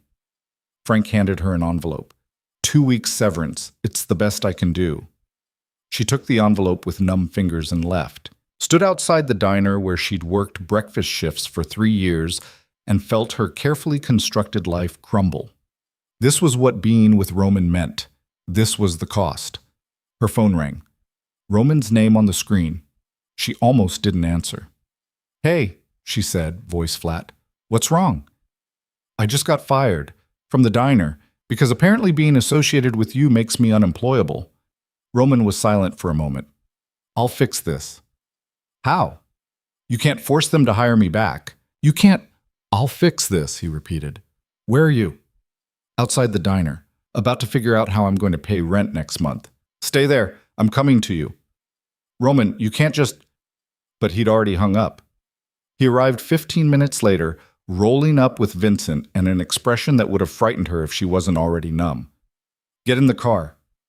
I need to pick up Danny from... Vincent will get Danny. You're coming with me. Where? To fix this. Roman took her to a small cafe she'd never noticed before. Nothing fancy, just clean and warm with good coffee and better pastries. A woman about Lydia's age greeted them, surprised but pleased to see Roman. Mr. DeLuca, didn't expect you today. Maria, this is Lydia. She needs a job. You need someone who knows customer service and won't steal from you. Roman looked between them. Seems like a good match. Maria studied Lydia with sharp eyes. You have experience?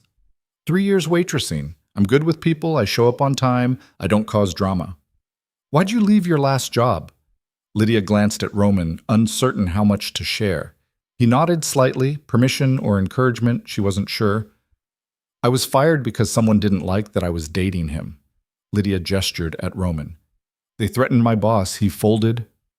And you think working here would be different? I own this building, Roman said quietly. And the one next to it, and the one across the street. Anyone who has a problem with Lydia working here will have a much bigger problem with me. Maria absorbed this, then turned back to Lydia.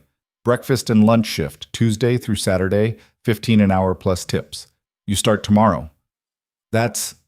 Lydia did the math in her head. More money than the diner had paid. Better hours. That's generous? That's fair? You do good work. You get paid fair. Maria extended her hand. Deal? Deal. Outside, Lydia turned to Roman. You can't just solve all my problems by throwing money at them. I'm not throwing money. I'm using resources I have to help someone who matters to me. He caught her expression. What? This is what your life is like, isn't it? Problems appear and you just fix them. Make calls, move pieces around. Usually, yes. That's not real life. Real life is struggling and failing and figuring things out without a safety net. Why? Roman's voice sharpened. Why does real life have to mean suffering? Why can't it mean accepting help when someone offers it? Because accepting help means owing people. And I've spent 5 years of not owing anyone anything. You don't owe me. I'm choosing to help because I want to, because seeing you stressed destroys me. He reached for her hand. Let me help, please. Lydia wanted to refuse, wanted to maintain her independence, her pride, all the walls she'd built to protect herself. But she was tired. So tired of struggling alone. Okay, she whispered. Okay. Vincent brought Danny to them, the kid chattering about the cool car he'd gotten to ride in. He hugged Lydia like he'd been gone for weeks instead of an hour, all warm weight and unconditional love. Mom, can Roman come to dinner? I made spaghetti last night with the babysitter, and there's leftovers, and it's really good, even though some of it got on the ceiling. Lydia laughed despite everything. How did spaghetti get on the ceiling? Science experiment. That's not...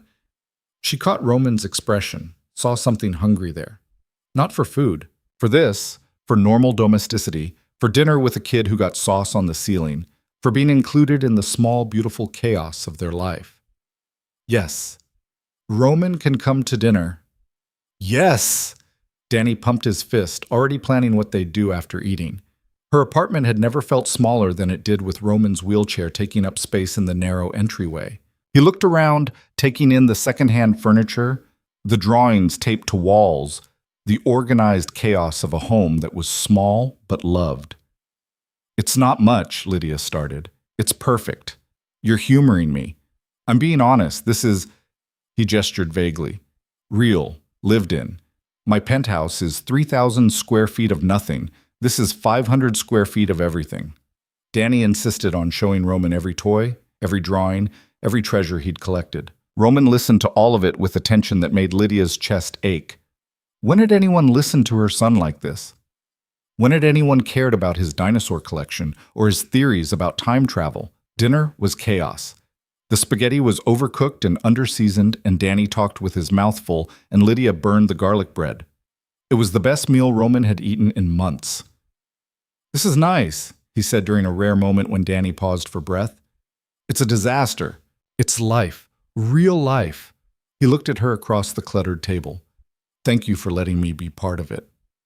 After dinner, Danny crashed hard. Full of pasta and conversation, he fell asleep on the couch mid-sentence about tyrannosaurs. Lydia carried him to his small bedroom, tucking him in with practiced efficiency. When she returned, Roman was looking at the drawings on her refrigerator. Family portraits where Danny had drawn 3 stick figures, one labeled Mom, one labeled Danny, and a recent edition labeled Roman with what appeared to be wheels. He added you, Lydia said softly. Last week. Said we were a family now. Are we? I don't know. Are we? Roman turned to face her. I want to be. Is that crazy? We've known each other a month. It's too fast, too soon. But I want... He stopped, struggling with words. I want this. You and Danny and spaghetti on the ceiling. I want to matter to someone beyond what I can do for them. You matter to us. Too much, probably. Lydia moved closer. I'm scared, Roman. Scared of how fast this is happening. Scared of what it means. Scared that I'm going to wake up and you'll realize I'm not worth all this trouble. You're worth everything. He pulled her down to eye level, their faces inches apart. And I'm terrified too. Terrified I'm going to hurt you. That my world is going to swallow you whole. That I'll lose you the same way I've lost everything else I cared about. So what do? We stay. We fight. We choose each other even when it's hard. Roman cupped her face gently. Can you do that? Lydia thought about everything that had happened, the threats, the lost job, the dinner with criminals, the constant fear that something would go wrong. Then she thought about Danny's laugh when Roman played with him, about the way Roman looked at her like she was precious, about feeling seen for the first time in years. Yes, she said. I can do that. He kissed her then, soft and careful, like she was something that might break. And maybe she was. Maybe they both were. But broken things could still choose each other, could still build something beautiful from the pieces. Roman left late, after Danny had been sleeping for hours, and Lydia had walked him down to his car. In the street, under fluorescent lights that made everything look harsh, he took her hand one more time. "Thank you," he said. "For terrible spaghetti?" "For letting me in, for seeing past all the everything, for making me believe I'm more than what I was." "You are more. You've always been more. You just needed someone to remind you." He kissed her goodnight, longer this time, deeper, with a promise of things unsaid, and left. Lydia climbed back up to her apartment, tired and scared and hopeful all at once. She checked on Danny, still sprawled across his bed with dinosaurs clutched in both hands, and felt the weight of what she'd committed to. She was dating a man whose brother hated her, a man whose business associates had gotten her fired, a man who lived in a world so different from hers they might as well be different species. But he'd sat at her cluttered table and listened to her son talk about dinosaurs with genuine interest. He'd helped her find a job without making her feel weak for needing help. He'd looked at her tiny apartment like it was a palace. Maybe that was enough. Maybe choosing each other was enough. Lydia fell asleep that night thinking about emerald dresses and business dinners, and a future that terrified her almost as much as it thrilled her. Tomorrow she'd start a new job. Tomorrow she'd navigate this impossible relationship one day at a time. Tomorrow she'd keep choosing Roman despite every logical reason not to. But tonight she'd just sleep and dream of a man in a wheelchair who'd looked at her like she hung the moon. That was enough for now, more than enough. 3 months passed in a blur of new routines and small miracles. Lydia settled into her job at Maria's cafe, where the tips were good and nobody asked questions about who she was dating. Danny started kindergarten and came home every day with stories about his new friends and artwork that covered their refrigerator in layers. Roman became a fixture in their lives. Sunday afternoons at the park, Wednesday dinners at Lydia's apartment, stolen moments whenever their complicated schedules aligned. It was almost normal, almost safe, which was why Roman should have seen the disaster coming. He was in physical therapy when his phone exploded with calls. Sarah had him on parallel bars, sweat pouring down his face as he tried to hold his weight for 30 seconds. His legs shook violently, muscles screaming, but he'd made it to 28 seconds before his phone started buzzing across the mat. "Ignore it," Sarah commanded. Roman tried, made it to 31 seconds before his legs gave out and he crashed back into his chair, gasping. "Better," Sarah said, making notes. "You're getting stronger."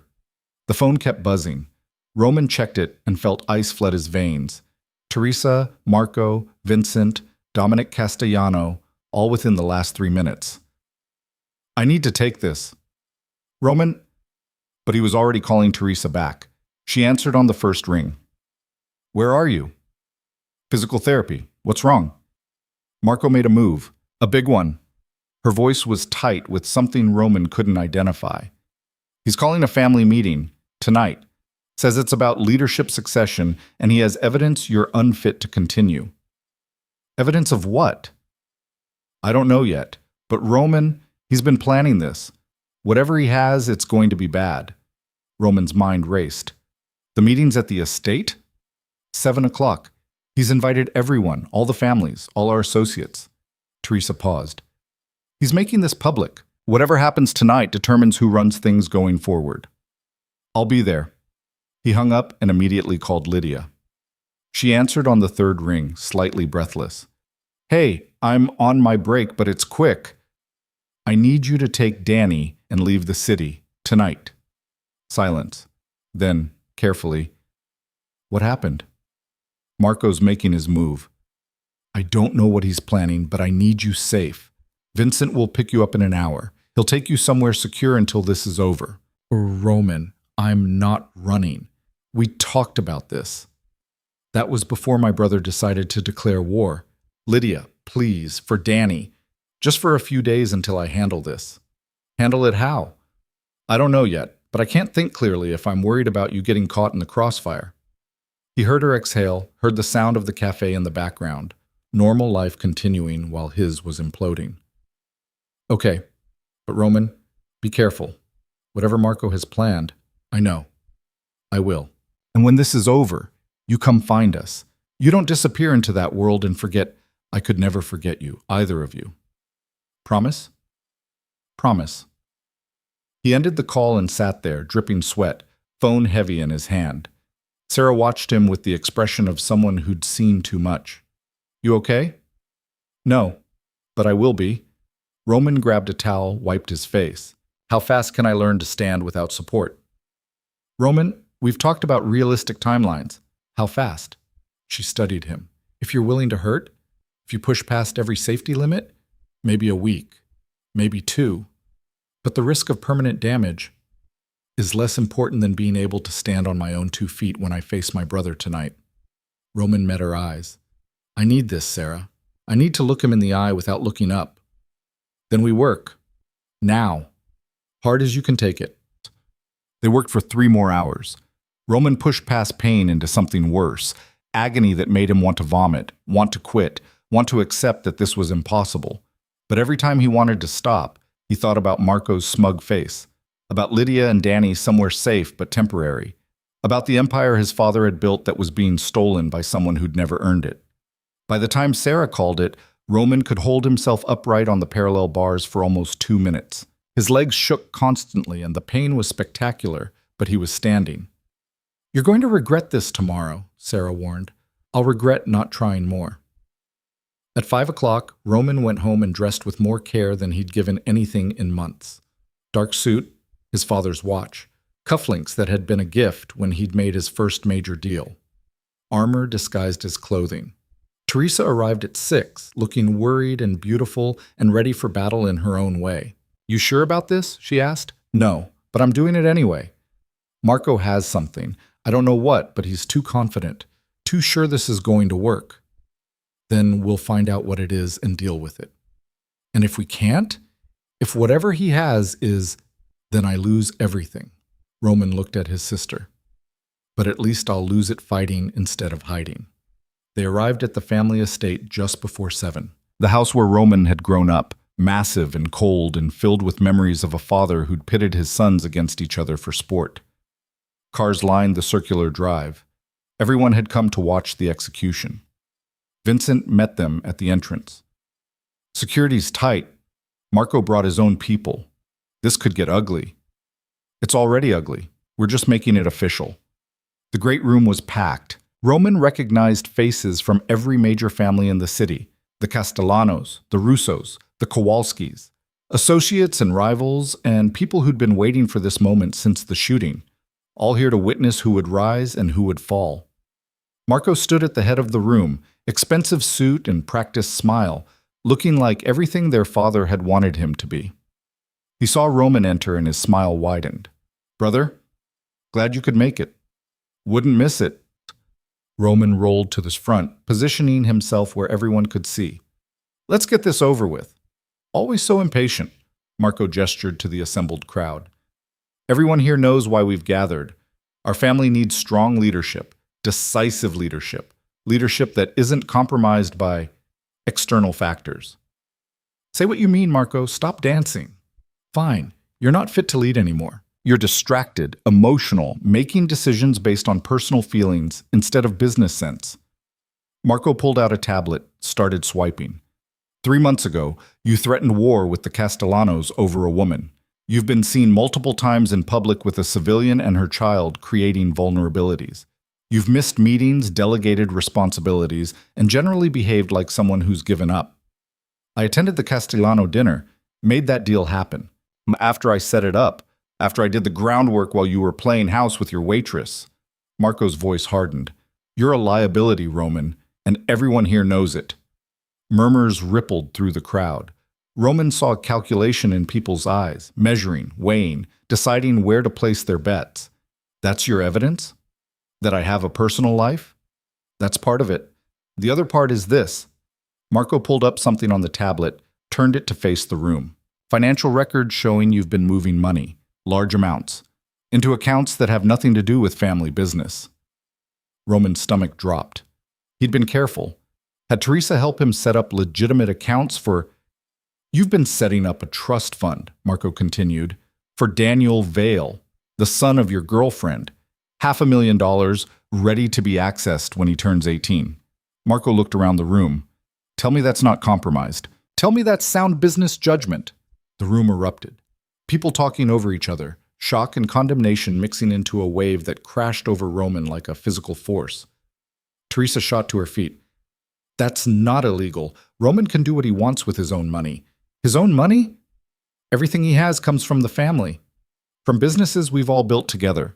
Marco pointed at Roman. He's putting our resources into securing a future for some kid he's known for 3 months. That's not leadership. That's desperation. Roman wanted to defend himself, wanted to explain that the trust fund was insurance, protection for Danny if something happened, if Marco won and took everything, if Lydia needed resources to keep her son safe. But explanations would sound like excuses. You're right, Roman said quietly. The room went silent. I did set up a trust fund for a 5-year-old boy who didn't ask to be part of this, but got dragged in anyway because I couldn't stay away from his mother. Roman looked around the room, meeting eyes. I did it because that kid deserves a future that doesn't depend on which criminal his mom happens to date. I did it because protecting people I care about is more important than maintaining some illusion of strength. You hear that? Marco addressed the crowd. He admits it. Admits he's putting personal feelings above family interests. I'm putting humanity above business. There's a difference. Not in our world, there isn't. Marco moved closer, circling. In our world, caring about people makes you weak, makes you exploitable. Our father understood that. I understand that. You used to understand it too before 3 bullets scrambled your priorities. Something in Roman snapped. You mean before someone tried to kill me? Before I spent 3 days in a hospital wondering if I'd ever move again? Before I had to rebuild everything from scratch while you swooped in like a vulture picking at remains? I stepped up when you couldn't. You moved in when I was vulnerable. There's a difference. They faced each other. Brothers who'd competed their whole lives, now finally drawing the lines they'd been dancing around for months. Did you do it? Roman asked quietly.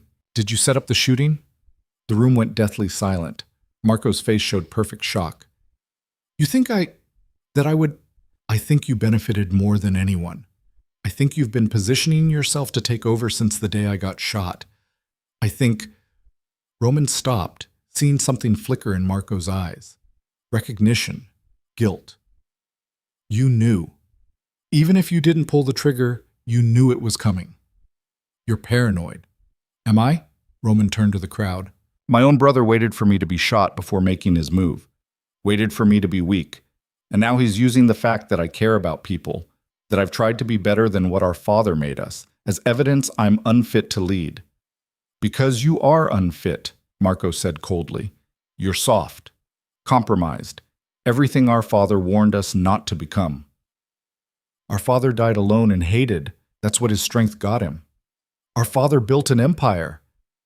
Our father built a prison, and I'm done living in it. The words hung there, impossible to take back. Roman saw shock ripple through the assembled crowd, saw Marco's face go white with rage. Then you're done, period, Marco said quietly. You want out? Fine. Walk away. Give me control and go play family with your waitress and her bastard son, but you don't get to keep one foot in both worlds. You choose. Right now. Roman looked around the room, saw faces he'd known for years, some sympathetic, most calculating, saw the empire his father had built, his grandfather before that, saw everything he'd been raised to protect and expand and eventually pass on. Then he thought about Lydia's laugh, Danny's dinosaur drawings, spaghetti on the ceiling and coffee shop conversations, and the way it felt to be seen as just Roman instead of Roman DeLuca. I choose them, he said. The room exploded. People shouting, arguing, Marco's face going through emotions too fast to track. Teresa grabbed Roman's arm. Think about this. I have. For 3 months I've been trying to balance both worlds, and it's destroying me. Marco's right about one thing. I can't do both. Roman looked at his brother. You want the empire? Take it. Run the businesses. Make the deals. Live in our father's shadow. I'm done. You're walking away. Marco sounded genuinely shocked. From everything. From this. Not from everything. Roman turned his chair toward the door. The money I moved for Danny's trust? That's mine, legally separate from family assets. Teresa helped me make sure of that months ago. Everything else, the businesses, the properties, the whole complicated mess, it's yours. Congratulations. Roman, wait. Teresa hurried after him. You can't just... There are procedures, transfers of power, legal. Handle it. You're good at that. He stopped, turned back to face the room one last time. Anyone who has a problem with this transition, talk to Marco. He's your leader now. Anyone who has a problem with me personally, come find me. But leave Lydia and her son alone. They're civilians. They're out. And you? Dominic Castellano spoke up from the back. What are you now? Just a guy in a wheelchair trying to figure out how to be better than he was. Roman met his eyes. That enough for you? Dominic studied him for a long moment, then nodded slowly. That's enough. Roman left. Rolled out of the house he'd grown up in, past the cars of people who'd come to watch him fall, into a night that felt impossibly vast. Teresa followed, Vincent behind her, both looking shell-shocked. What did you just do? Teresa asked. Something I should have done months ago. Roman pulled out his phone, texted Vincent the address where Lydia was staying. I need to go see her, now. Roman, you can't just walk away from I didn't walk, I rolled. And yes, I can. Watch me. The safe house was 40 minutes outside the city, a small cottage on property Roman owned through enough shell companies that Marco would never find it. Vincent had stocked it with food and supplies, made it comfortable despite the isolation. Lydia opened the door before Roman could knock. She took one look at his face and knew. What happened? I gave it all to Marco, the business, the empire, everything. She pulled him inside, checked to make sure Danny was still asleep in the bedroom, then sat across from him. Everything? Everything that mattered to them. Not everything that matters to me. Roman took her hands. I kept enough money to be comfortable, kept properties that are clean, legitimate, but the criminal empire, the deals, the constant danger, I gave that to my brother. Let him have what he always wanted. Why? Because I can't protect you and run that world at the same time. Because I'm tired of being who my father wanted instead of who I want to be. Because... He stopped, swallowed hard. Because I love you. Both of you. And that matters more than power. Lydia's eyes went shiny. You love me. I love you. Completely. Possibly stupidly. Definitely inconveniently. Roman pulled her closer. I should have said it sooner, but I was scared. Scared you'd think it was too fast or too much, or... She kissed him, stopped his words with her mouth, her hands in his hair, her whole body saying what words couldn't quite capture. I love you too, she whispered against his lips. I've been terrified to say it. Terrified you'd realize I wasn't worth all this trouble. You're worth everything. Roman rested his forehead against hers. So what do we do now? Now? Now we figure out what normal life looks like for two people who have no idea how to be normal. Sounds terrifying. Sounds perfect. They stayed at the safe house for a week while Teresa handled the legal transition and made sure Marco understood the boundaries. Roman spent the time with Lydia and Danny, playing dinosaurs, making terrible dinners, existing in a bubble where nothing mattered except the three of them. It was the happiest week of Roman's life. On the 8th day, Teresa called with news. It's done. Marco has full control. All the transfers are complete. You're officially out. How's he handling it? Like he won the lottery and can't believe his luck. I think he expected you to fight harder.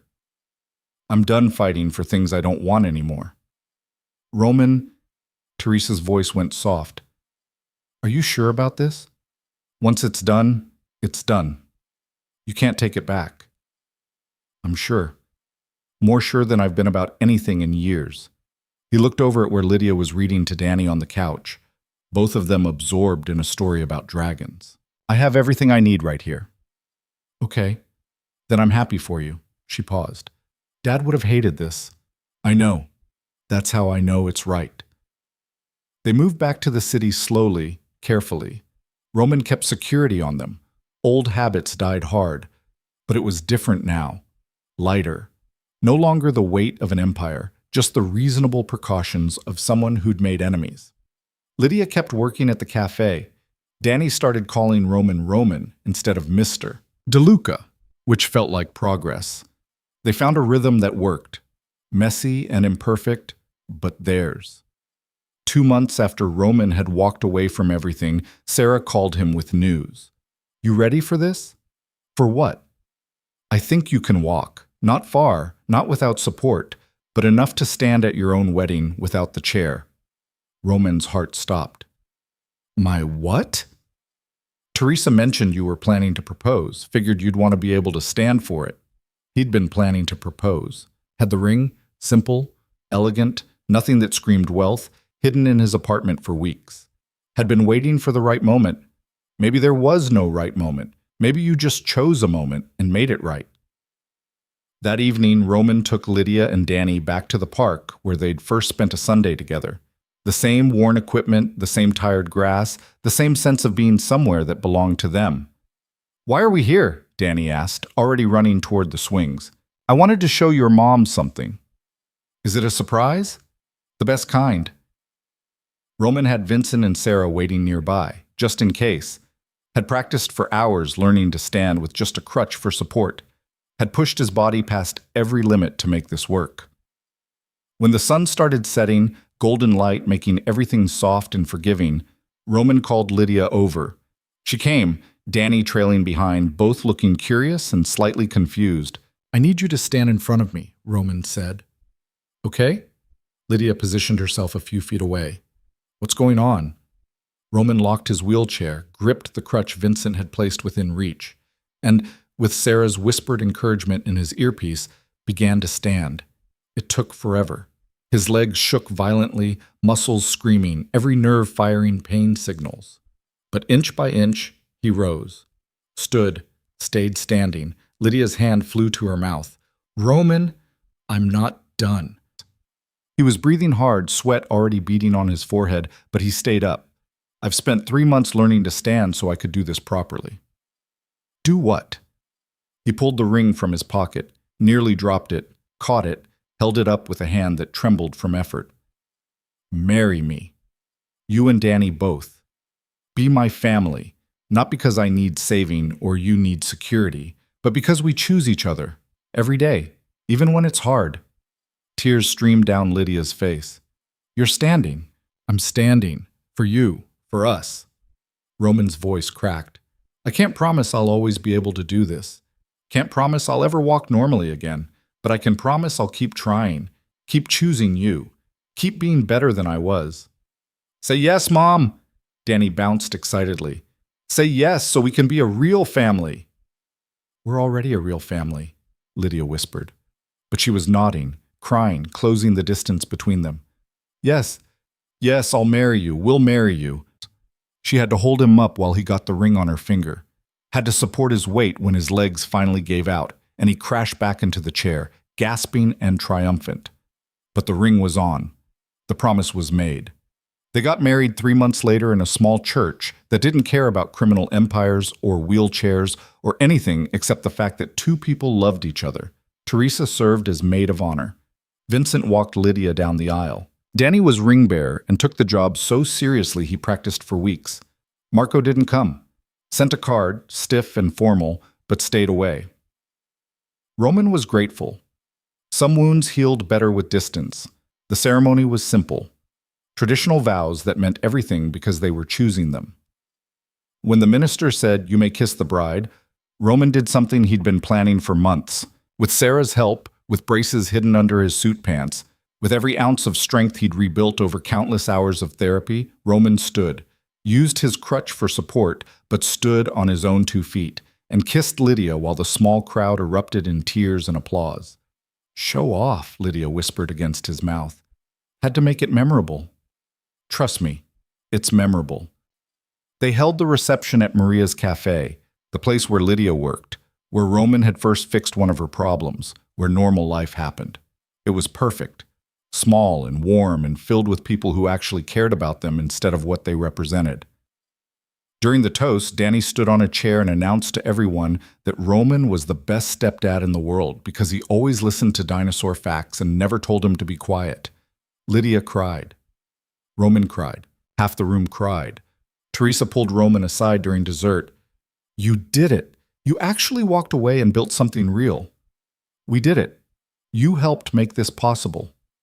I'm proud of you. Dad wouldn't be, but I am. That's all that matters." Later, much later, after Danny had crashed from sugar and excitement and was asleep at Teresa's place for the night, Roman and Lydia went home. Not to his penthouse or her studio apartment, but to a small house they'd bought together in a quiet neighborhood where nobody knew or cared who Roman DeLuca used to be. "Mrs. DeLuca," Roman said as they pulled into the driveway. "That's going to take getting used to. You don't have to take my name if you don't want. I want. Danny wants. We're a family now. Official and everything." She smiled. "How are your legs?" "Destroyed. I'll pay for that standing tomorrow." "Worth it?" "Completely." Inside, Lydia helped him out of the braces, rubbed his legs when they cramped, held him through the pain that was the price of those few moments standing. She didn't complain or suggest he shouldn't have pushed so hard, just stayed with him, silent support that meant everything. "Thank you," Roman said when the pain finally eased. "For what?" "For seeing me when I was invisible, for staying when you should have run, for making me believe I could be more than what I was. You were always more. You just needed permission to show it. And you gave me that permission. We gave it to each other." Lydia curled against him, careful of his sore legs. "What happens now?" "Now? Now we live. We raise Danny. We figure out what normal people do with their time." He paused. "I was thinking about starting a foundation for single parents, help with childcare costs, job training, housing assistance. All the things you needed and didn't have. Using your criminal empire money to help people? Redemption's expensive. Might as well spend the money on something that matters. I love you. I love you too. Both of you." Roman kissed her forehead. "Thank you for choosing me even when I was broken." "You were never broken, just bent. There's a difference." They fell asleep like that, tangled together in a house that was theirs, in a life they'd built from courage and choice and the radical belief that broken people deserved love too. 6 months later, the foundation opened. The DeLuca Family Foundation for Single Parents, funded by Roman's legitimate money, run by people who actually cared, helping families like Lydia's had been. It wasn't flashy or dramatic. It was just practical help for people who needed it. Marco called once, awkward and stiff, congratulating Roman on the foundation. They talked for maybe 5 minutes before running out of things to say. The conversation ended with mutual understanding that some relationships couldn't be saved, but at least they could be civil. Danny thrived, started first grade with confidence that came from being loved unconditionally. Told everyone his dad was the coolest because he had a special chair and could still do everything. Roman went to every parent-teacher conference, every school play, every soccer game where Danny spent more time looking at clouds than the ball. Lydia quit the cafe eventually, not because Roman asked, but because the foundation needed someone who understood the struggles firsthand. She became their director of client services, helping families navigate systems that had once defeated her. Roman kept going to physical therapy. Some days were better than others. Some days he could walk with crutches for almost an hour. Other days his legs refused to cooperate, and he spent the whole day in the chair. He learned to accept both, learned that strength wasn't about standing, but about showing up anyway. On Danny's 7th birthday, Roman officially adopted him. The paperwork was simple, but the meaning was enormous. Danny cried when the judge made it official, threw himself at Roman with so much force he nearly knocked them both over. "You're really my dad now?" Danny asked. "I've been your dad. Now it's just legal. Does that mean I get your last name? If you want it." "I want it. Daniel DeLuca sounds cool." It did sound cool. It sounded like family. 2 years after the wedding, Lydia found out she was pregnant. They talked about it, planned for it, but actually seeing those 2 lines sent them both into shock. "We're having a baby," Lydia said, staring at the test. "We're having a baby," Roman repeated, equally stunned. Danny was thrilled, immediately started planning everything his new sibling would need to know about dinosaurs and space and why broccoli was terrible no matter what adults said. The pregnancy was normal, unremarkable in the best way. No drama, no complications, just Lydia growing rounder while Roman worried and fussed and drove her crazy with his overprotectiveness. Their daughter was born on a Tuesday morning in April, small and perfect and screaming with impressive lung power. They named her Elena, after Roman's mother. The grandmother who died too young, before she could see her son choose something other than the path his father had set. Roman held Elena for the first time and felt something break open in his chest. This tiny person, who would never know the criminal he'd been, who would only know the father he'd chosen to become. "You okay?" Lydia asked from the hospital bed, exhausted but smiling. "I'm perfect. We're perfect." Roman looked at his wife, his daughter, thought about his son waiting at home with Teresa. "How did I get this lucky?" "You chose it. You chose us." Lydia reached for his hand. "That's not luck. That's courage." Maybe she was right. Maybe the bravest thing he'd ever done wasn't running an empire or facing down enemies or even walking away from power. Maybe it was just choosing to love people despite the risk, choosing to be vulnerable, choosing family over fear. The years that followed weren't easy. Money got tight sometimes, despite the foundation's success. Danny went through phases where he was difficult and moody. Elena inherited her father's stubbornness and her mother's determination in equal measure. Roman's legs continued to be unpredictable, good days and bad days mixing randomly. But it was real, messy and imperfect and completely real. On their 5th wedding anniversary, Roman took Lydia back to the park where he'd proposed. Danny was at a friend's house. Elena was with Teresa. They had the evening to themselves. "You know what I realized?" Roman said as they sat on the same bench where they'd once watched Danny play. "What?" "That night at the wedding, when you asked me to dance, that was the beginning of everything. Everything good in my life started with you being brave enough to see me. I wasn't brave. I was desperate, lonely. Same thing sometimes." Roman pulled her close. "Thank you for being desperate and lonely in my direction." Lydia laughed. "Most romantic thing anyone's ever said to me." "I mean it. You saved me. We saved each other."